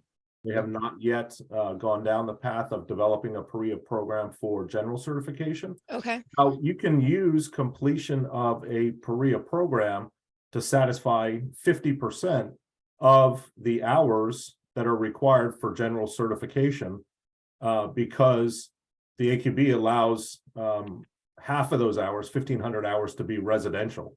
So they're basically saying that you can get 1,500 hours of credit through PREA, but if you're seeking general certification, you still have to go out and get a supervisor for the additional 1,500 hours of commercial, industrial, agricultural, so on and so forth properties. Answer your question, Linda? yes. Okay. Any other questions by members of the commission? Well, we have a motion on the floor. I would just, John, so what we're trying to say here with your motion is, yeah, we're accepting, conceptually, PREA, but, when it comes through, then we may be adding on, like, deep in the details, like Vicky was trying to say, 5 samples of Connecticut work or 3 samples or whatever that is. Am I correct with what you're thinking here? Because we're gonna, whatever the AQB goes, we kind of go with it here. Yeah, yes, and I think we're gonna have to actually, I think we're gonna have to really take some time and look at our regulations and see how we have to change them. And Yes. I think we're gonna have to think that through. That's gonna take several months. Yeah. But if we can do that over the course of the next several months. Yep, to And get it taken care of. So we are kind of, I know where Scott is coming from, his question or concern, or, it's not an issue, his concern put forth here. I think, we traditionally, we're going with the AQB, we're not gonna be the stick in the mud. It's just, we both know, we've gone through what goes on over the State House and so forth, and how we navigate that. And what you're just saying here, those little, all I see is like the issue of like the experience credit here, that I think everyone was kind of in agreement, brought up by Vicky, brought up by Scott, brought up by you, that we get this addressed. That's where I think it's, when we look at it here down the road. Yeah, and my also concern is not the Appraisal Institute, or, if McKislick came out or one of the other ones. My concern is if there's a rogue group that comes out with a program and they meet the minimum requirements and there's a lag and it's not getting, I want to make sure that we have something in place to give us, to give us a little structure over that. All right. With any other comments by members of the commission? Hearing none, I will call the motion on the floor to a vote. Ayes, Aye. nays? Okay, I got 2 ayes. I got John, aye, Alinda, aye. Norris, I don't know if you voted or not. Nays? Nay, Abstention? What's that, Norris? I'm sorry. nay, Okay. We have a vote of a positive vote. Okay, 2 for, 1 nay, abstention. Well, and since I vote only on tie breaks, we have now approved the PREA conceptual that we're looking forward here. Mr. Okay. Chairman, if I could, can I get a little bit of clarification on one thing? Certainly.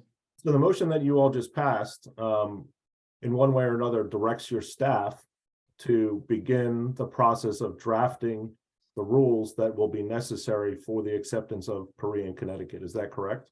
We are going to have to, Mr. Bazio, we're going to have to look at our statutes and everything to make sure that this fits in within the law. Okay, in the regs. Okay, we've had a lot of discussion on it. You've listened to it for the last couple months here, on that, and therefore, yeah, we're approving it. We just got to make sure we got to get the T's crossed and the I's dotted. Okay, down the road. Okay, as Vicky was just mentioning, Ms. Bullock, excuse me, on the legal side, it may be more of a regulation thing. It's not a change in the law. It's just to make sure we got everything taken care of. So when John Q or Sally Q appraiser comes through, they don't get caught in a bump in the road here, And I don't want, I want to totally avoid any legislation change.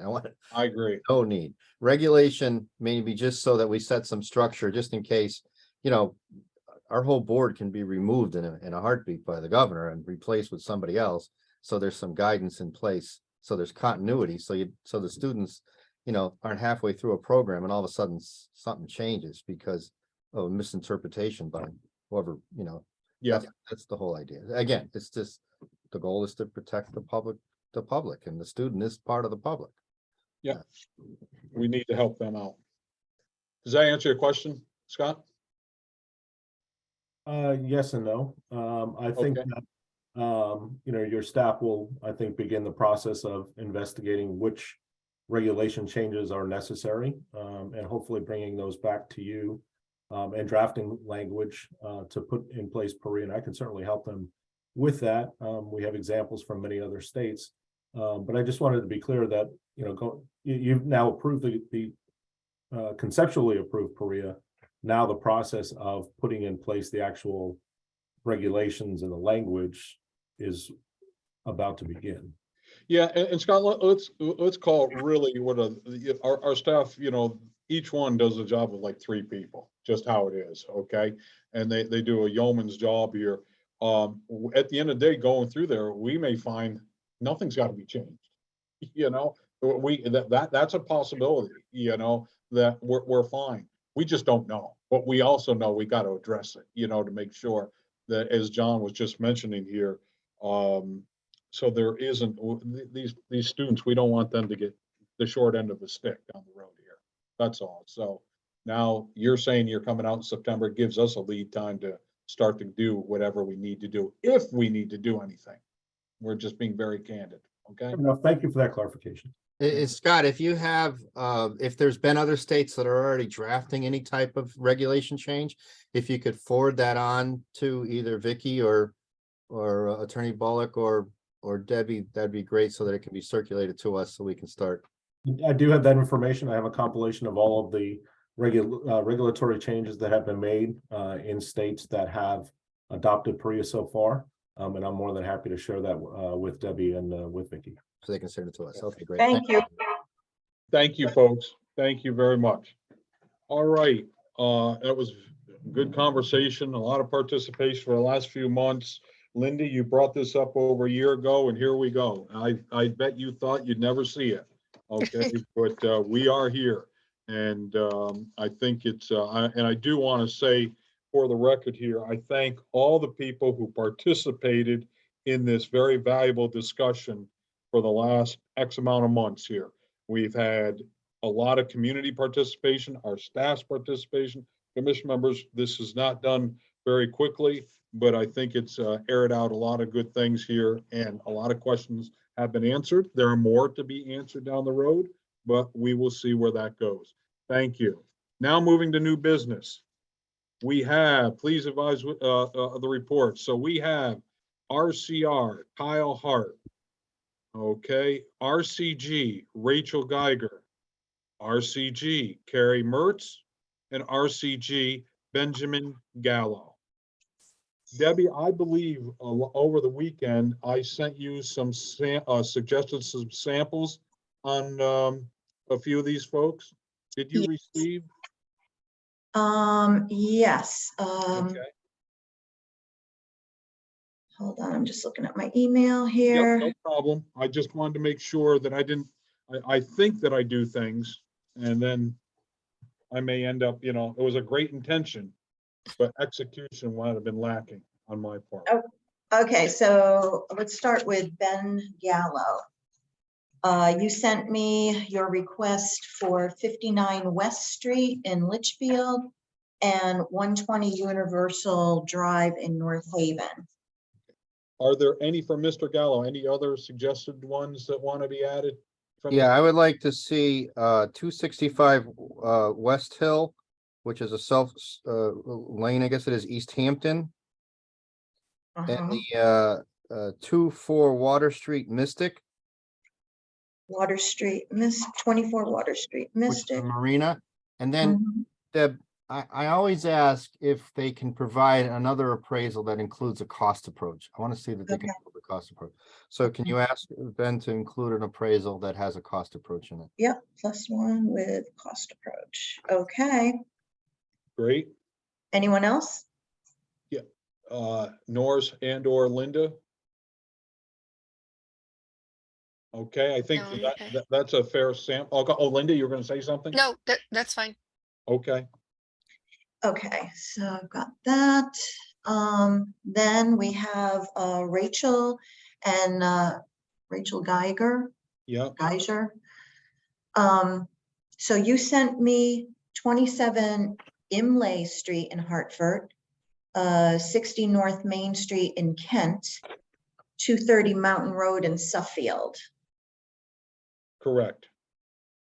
So I would like to see 27 Imlay Street, How do you spell that? Imlay, IMELY. Oh, that's the same one that, Jerry got? Okay, then 80 Darling Drive, Avon, 80 Darling in Avon, okay. and then 398 Silas Dean Highway, Weathersfield, 398 Silas Dean, plus a cost approach, plus one with a cost approach. Weathersfield, and Cost Approach. Okay, All right, that's it for me. okay. Anyone else? Any, Linda or Norris? No, I'm okay. Okay, I think we're okay on that, on those, Deb. Okay, so the next one would be for Carrie Mertz. Jerry, you did not pick any Okay, for her.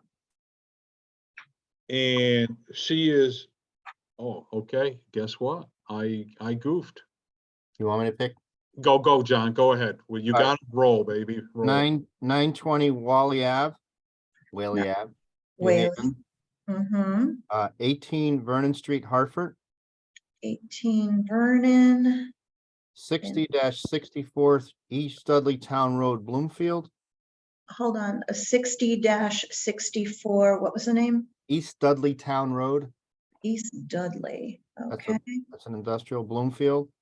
Mm-hmm. And then 156 Main Street, Terryville. 156. Yep, Main Street. Mhm. And then one with a cost approach, unless Jerry wants something, then, Nope, that's all fine. That's fine, John. Nope, no problem. all right. Okay, one with a cost approach. Okay, so 920 Whaley Ave, New Haven, 18 Vernon Street in Hartford, 60-64 East Dudley Town Road in Bloomfield, and 156 Main Street in Terryville, plus a cost approach. All righty. Gotta close that one out. Oh, God. Hey, your computer blew up, huh? No, I just pressed the wrong button. I closed my email. It'll reload. Sorry about that. It happens to us all. Oh. Okay. So with Kyle Hart, Jerry, I know you did not send me anything for Right. Kyle Hart either. So I would need some addresses for Mr. Hart. Did Yeah. Linda pick anything? Because if not, we could pick the Cromwell Middletown ones for Shauna to review. No, I didn't get any residential ones to be reviewed. Linda, we got them on January 30th at Oh, 3:18. all right, let me go back and look at that then. But we've been having, January, yeah, 3:18 in the afternoon. right. That'd be I'm sent on my to us. third computer in the past 3 weeks, so Okay, whatever I've been getting isn't always good. All right, let me look and see, January 30th.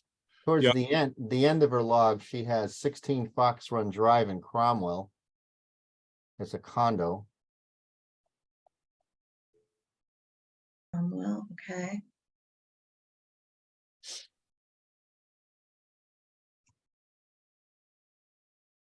Trying to think if there's one.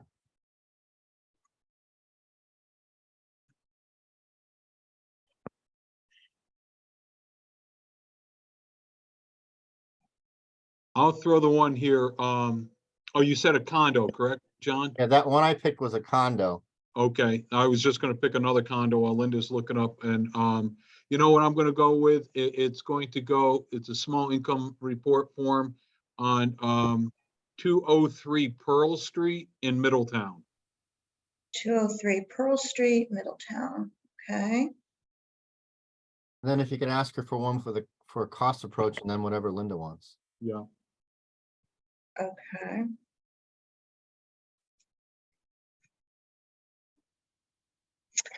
John, while Linda's looking, on these reports with the cost approach, you don't have any preference if the cost approach is included in one of the addresses you gave, right? Correct. If the cost approach is in one of the addresses that they've gave, then that's fine.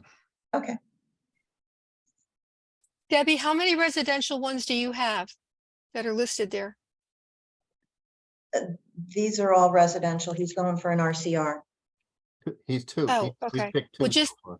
just send me whatever you have. I can't, right now, my email is not functioning, and the last email I got was on the 25th. They've been trying to fix it, but that hasn't happened yet. So when you said you got them on the 30th, and I'll send you up a thing, you can send them to Roger's email, and then I'll review whatever you need me to do. Okay. Want me to just pick two more for you, Linda? Like there's Milford. That's Shelton? fine. All right, so 312 West River Street in Milford, Okay. and then 53 Country Place in Shelton. 53 Country Place, Shelton. All righty. Okay, very good. Jerry, can I ask a question now that we got that part done before we move on to the next thing? Yep.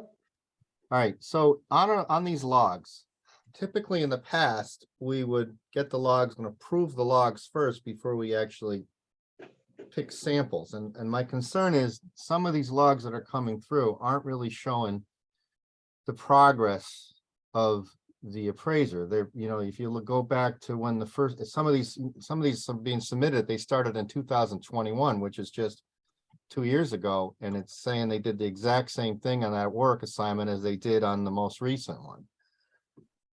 There was a period there where we were approving the log first and making sure there was some logical progression in that log, that they were actually just not putting stuff down, and we were reviewing the hours that they were applying for that work to make sure that it correlated. And then once we approve the log, then we would select the samples. Yeah, Are you're you right. Right? You want to make them, so we follow the process here. You want to make a motion to accept these 4 logs? You're mumbling there, Do buddy. you want to make a motion to accept these 4 logs? Yeah, in this case, because we already jumped the process, I'm gonna make the motion that we accept the 4 logs. But my question is, that I think before We we do that first. Yeah. Yeah. and going forward, and then That's my bad. That's my bad. Putting it, getting it, jumping the gun here. well, the second thing is all right, so let's get that done first. I make a motion that we accept these 4 logs as submitted. Do I hear I'll a second? second. We I'll got a second it. second. Discussion? Nothing. Ayes, Aye. nays? Abstentions? Okay, we're fine. So the logs are now accepted. Okay, Thank you. now, before we go further, I'd also like to discuss that real quickly, that if Debbie going forward could review these logs when they're coming in to see if they have some progression. And if they don't, to actually go back to the candidate and have them look them over and write down what they did, because I'd really like to see that, did the candidate start out, what they actually did, so they can show that of what their progress is and when, so we can get a grip on that too. Because if we're picking samples from, 2 years ago, and they only took the pictures of it, well, we should know that, but as opposed to when we. Right. That would be fine, but I have to say that I confirmed with Linda this week based on your comment, John, and she told me that the process was to send logs in to the commission. Yeah. And you guys would review the logs and pick the samples Because we've had logs in the past where we've gotten them and they were not acceptable. Yeah, I jumped the gun on this one, John, of picking reports before we approve the logs. Okay, and I'm fine with that. That's Yeah. okay. Th- I'm just that's- saying, but maybe Debbie could nip this in the bud a little earlier before they come to us, that if she sees a log that's just repetitive, that maybe she goes back to that candidate or wherever, the provisional, and actually ask that provisional that, hey, go back and review the log before you resubmit it and kind of show your progress a little bit more. Okay, no problem. Thank you. Debbie, if you need help with that, you can send me some logs to look at. Okay, Linda, thank you. I don't work that much anymore, so. I will do that. You, Linda, good for you. Yes, Okay, semi-retirement is very much fun. there you go. John, is there anything else before we moved on to the next one on this? No, that's it. Okay, great, thank you. And great, my bad. Number 2, Christopher Porcella is seeking reinstatement of his reciprocal RCG license.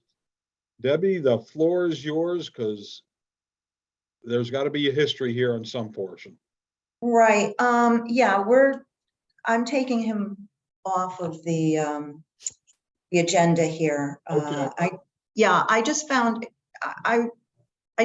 out that I didn't have to put him on the agenda, and that's my No problem. misunderstanding, because I read the statute and it was referring to the commission, and I'm thinking you guys, but it's Okay. actually the commissioner. So he is reinstated, he's very happy, and that's it. Okay, fair enough. Okay, then moving to number 3, Matthew Stolman, and I apologize for mispronouncing the last name, is seeking CE approval for a 2-hour Business 2 course, Economic Outlook and Real Estate Plans. I'm going to ask a question. Is this the same class that Mr. Richard has put forth for CE credit? I don't believe so. The ones that Mr. Richard sent through, let me look here. Seemed like it was more substance in that. Hold on one second, Richard. Or I'll ask this question, Mr. Stolman, boy, I apologize. Matthew, sorry, me mispronouncing your last name. Is that the 2-hour course that, or a 2-hour seminar that was given in New York City a week ago on economics and so forth? Mr. Destumian is not here. Okay, I didn't know what he sent over is, and I may have just misplaced it here. Okay, I'm trying to look it up. I'll send that to you, but since I have Mr. Richard's Okay. email up here, I can just Great. confirm what his was first. He had sent over continuing education approval for the Webster Bank appraisal staff, 2023 Metro New York real estate economic forecast details. Yep, okay, you nailed it. There are 2 different ones. Okay. And let me just say this for the members of the commission. And I talked to John and I had a quick conversation last night when I got off the plane. And I thought, oh, this wasn't on the agenda next month. No, it was on the agenda, my bad. And that this is a heck of a thing. I really think we should approve it not only for Mr. Richard, but if anyone else comes through for that class, because that's why they did not submit for us for approval, but we're going to get a number of people asking for this, and to make less work for staff down the road. I think this is one we just approve across the board for whoever applies for it. They had about 160 some odd people at it. I missed it this year.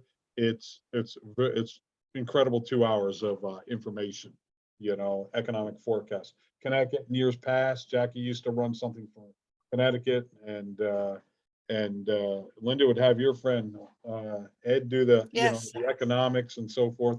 But, part of Right, Ed. whatever things doing. This is one they still did it online, but they really monitor it. So that's my thoughts on that class. I make a motion that we accept 2 hours of continuing education credit for the Economic Outlook and Real Estate Trends 2023 as submitted by Matthew Dost Omi, Justumian.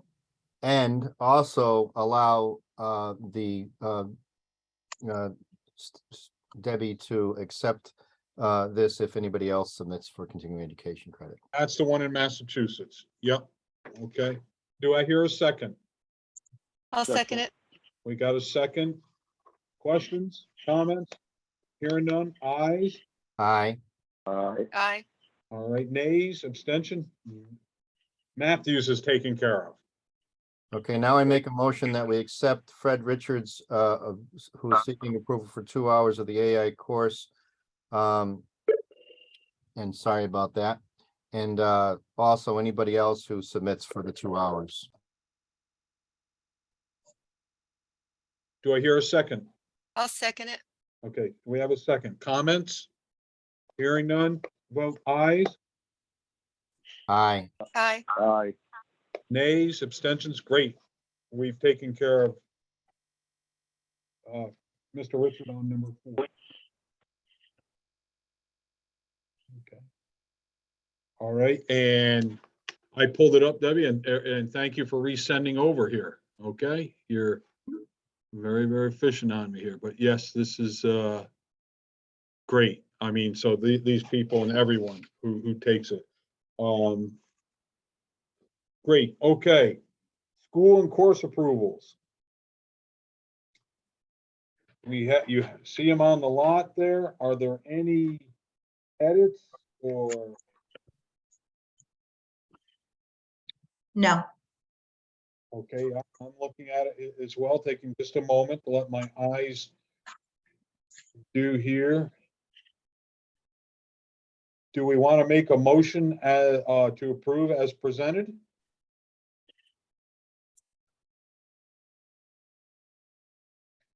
Do we want to make a motion on, Can we make a motion to approve the first ones first, the ones that all have AQB and IDEC approval? if you want to make a motion, that sounds good. Those 3, that would be John, if you want to make that motion, but if you could label what the numbers are for each course, okay? All right, AAL 1020, 1022, 286, 287, and 1021. Okay, Not 1021. yeah, that's on the next page. It says IDEC approval only. yeah. John, you for your motion, I don't think you want to do the 4th or the 5th one because that's only got IDEC. Oh, okay. Thank you. And just the first 4. Okay, we have a motion. Do I get a second? Second. Norris is a second. Comments?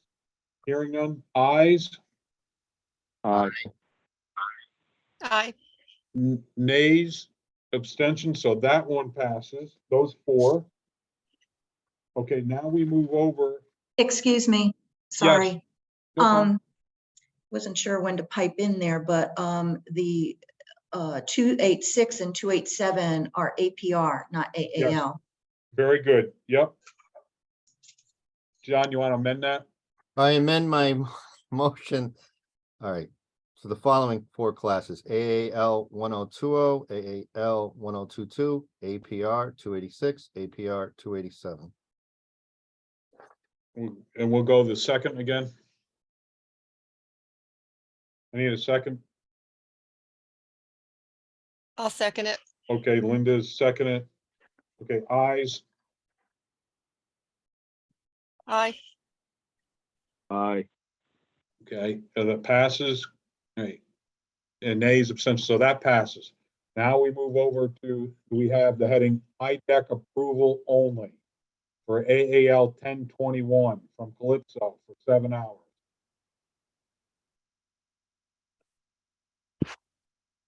Linda, you've been through this. You like Yeah. this? Yeah, I think this one's fine. Okay, do you want to make a motion? I'll make a motion to approve. Oh, I don't remember the course number, Jim. I'll say AAL 1021. I'll Okay. second it. Second it. Okay, we have a second. Comments? No comments? Voting ayes? Aye. Aye. Okay, nays, abstentions, it passes. Okay. Now, let's see here.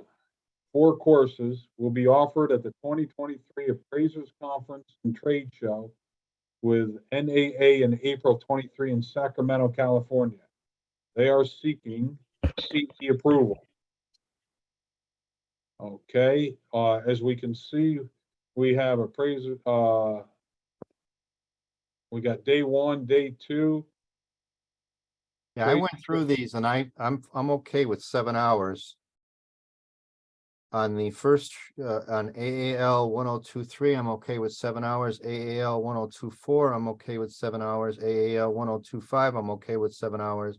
And AAL 1026, I'm okay with the 4 hours. Okay, would that mean you would like to make a motion? I'll make a motion to approve those courses.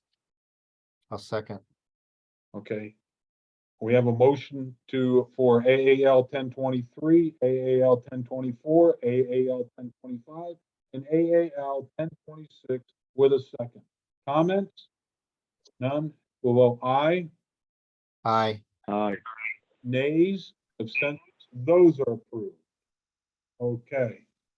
I see nothing under correspondence.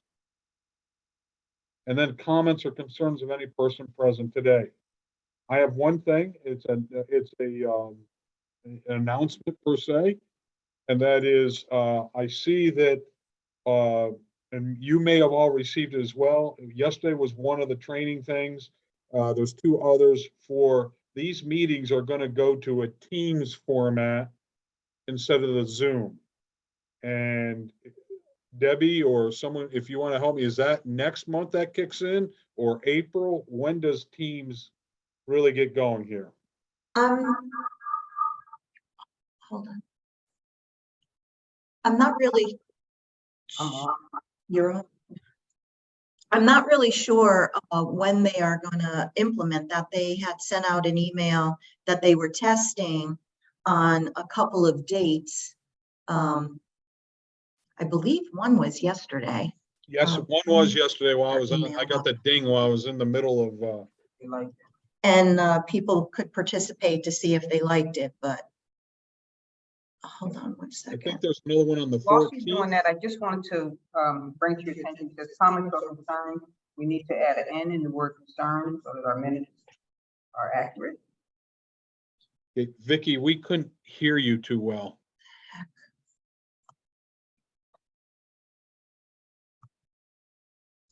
I'm sorry, I'm trying to find his email.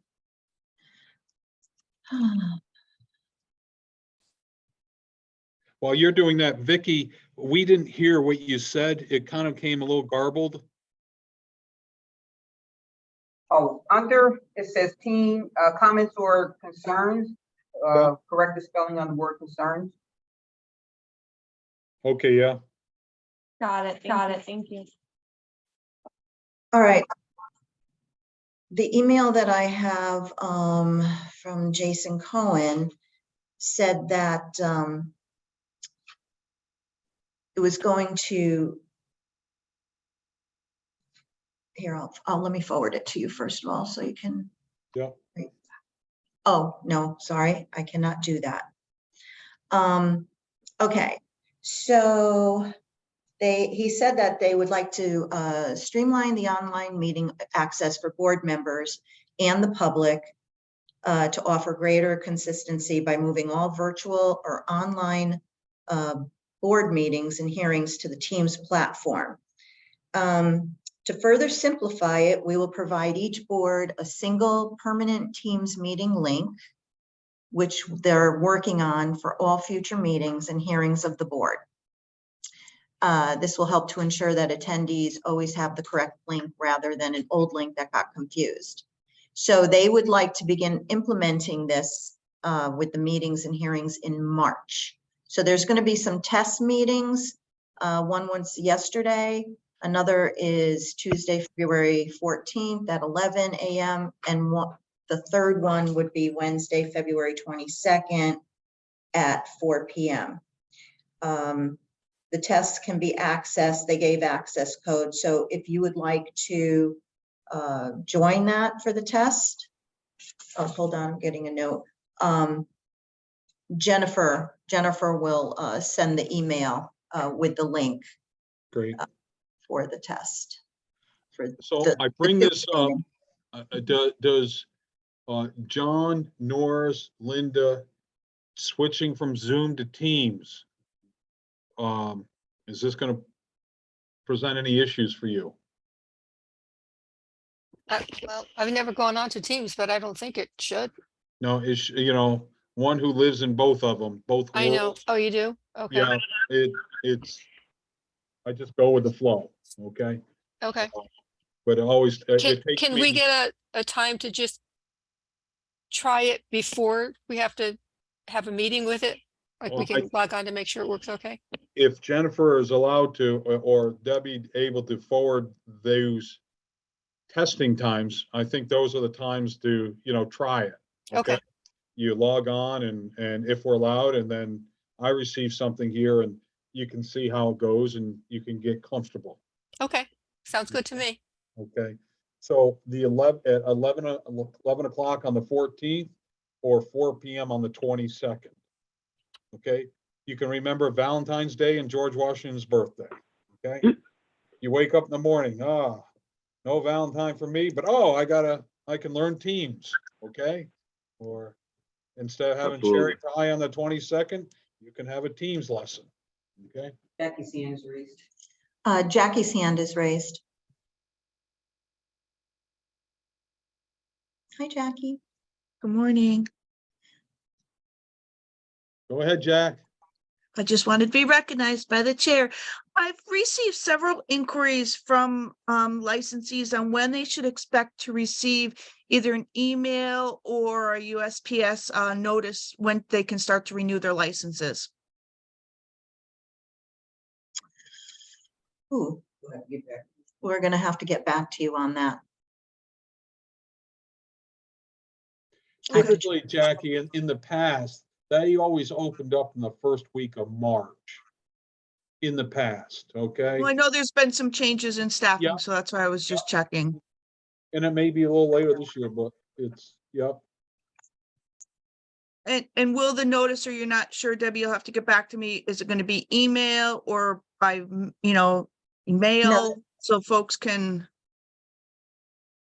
It's gonna be emailed for sure, yes, because they're going Okay. paperless for everything, so. okay, All correspondence coming out of the licensing division they're moving forward to just have everything emailed, no paper. okay. And I'm assuming it'll come from, like e-licensing at Connecticut.gov. Okay. All right. And I will I'll just let check with folks them know. after. Yeah, after the meeting, I'll check with them and provide you with an update as soon as I hear back. Thank you so much. Appreciate it. Mhm. That's it, Jack? Nothing more? All set. Thank you. Okay. Anything else to come before us?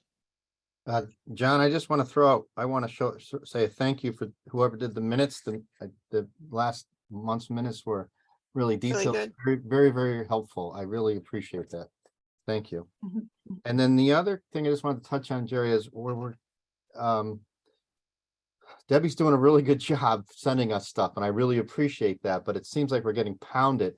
And I thought I saw an email came in with the courses where we were able to go to one link and download that stuff. Are we going in that direction? I just want to make sure I understood that, because it just makes it a lot easier. I know I thought I didn't get Debbie didn't send me the gentleman's Mr. Baldwin samples when she actually did, and it got sent elsewhere. So I'm wondering if I know we had the courses that all came through with the links to it before. Are we going to do that? Something different? Well, we have an option here.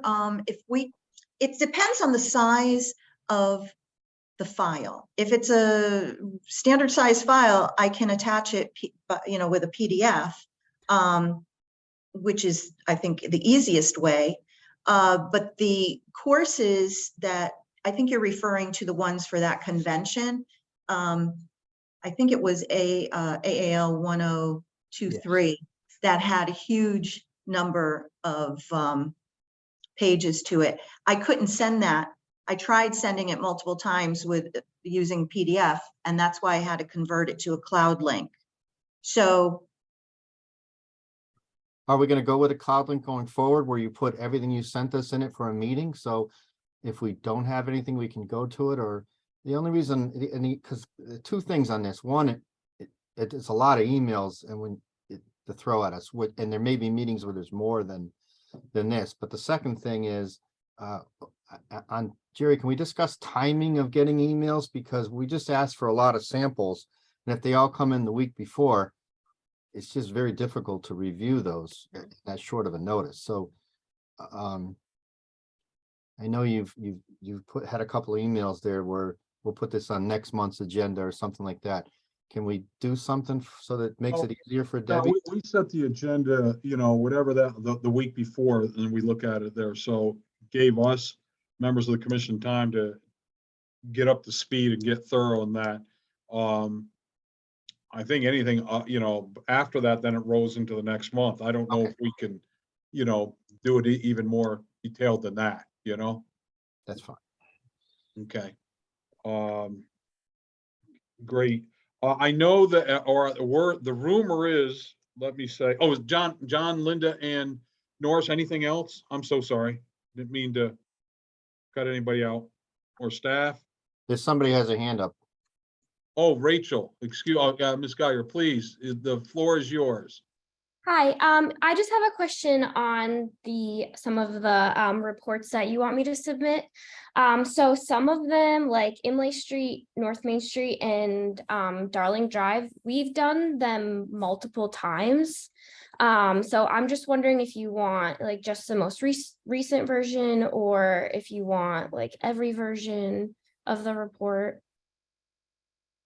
Very good question. Rachel, why don't you just give the most recent, but you know what? Why don't you also throw in there a sample of your best work? Okay. Whatever report you think you worked on the most yourself, that you think reflects your best work. Okay.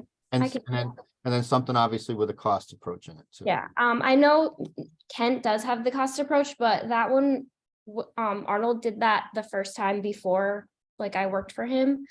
So basically there was like the base there that I was able to work off of. So I can submit another one where I've done the cost approach like from the beginning. Great, thank you. Very good. Rachel, any other questions? Thank you.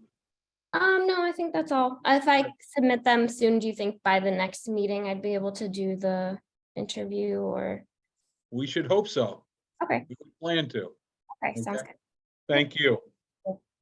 All right, anything else before us?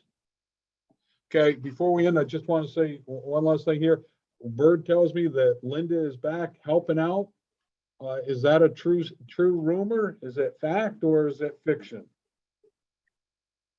No, it's true. That's wonderful. Yeah, it's wonderful. I see she wasn't on today. She didn't want to put up with, with us. And she's a smart lady for having, she learned her lesson after all those years. She paid her dues. Well, great. And I think I'm speaking for everyone, members of the commission. We thank the staff immensely here. Anything that you need in preparation for the next couple of months. I know they've moved it up from June to April. We've got all these things going on. We're all here to try to help in any way you think that we may be able to be helpful. So then you folks are not on an island by yourself. Okay? So, Thank you. that being said, there's nothing more before us. It's 11:08 Eastern. Can I have a motion to bring this to a close? Let Norris do it. I'll make the motion. Norris, the motion. There you go. Second, Second. we got a second. Vote ayes, Aye. nays, abstentions. Thank you. Have a good month. Enjoy Valentine's Day. Piece of cherry pie on George Washington's Day. I don't know what Lincoln did. Cut down a tree, so go out and cut one down if you want. I don't know who does what. But anyway, have a good one and a safe one. Be well. Take care. Thank you, everybody. Everybody. Till the next time.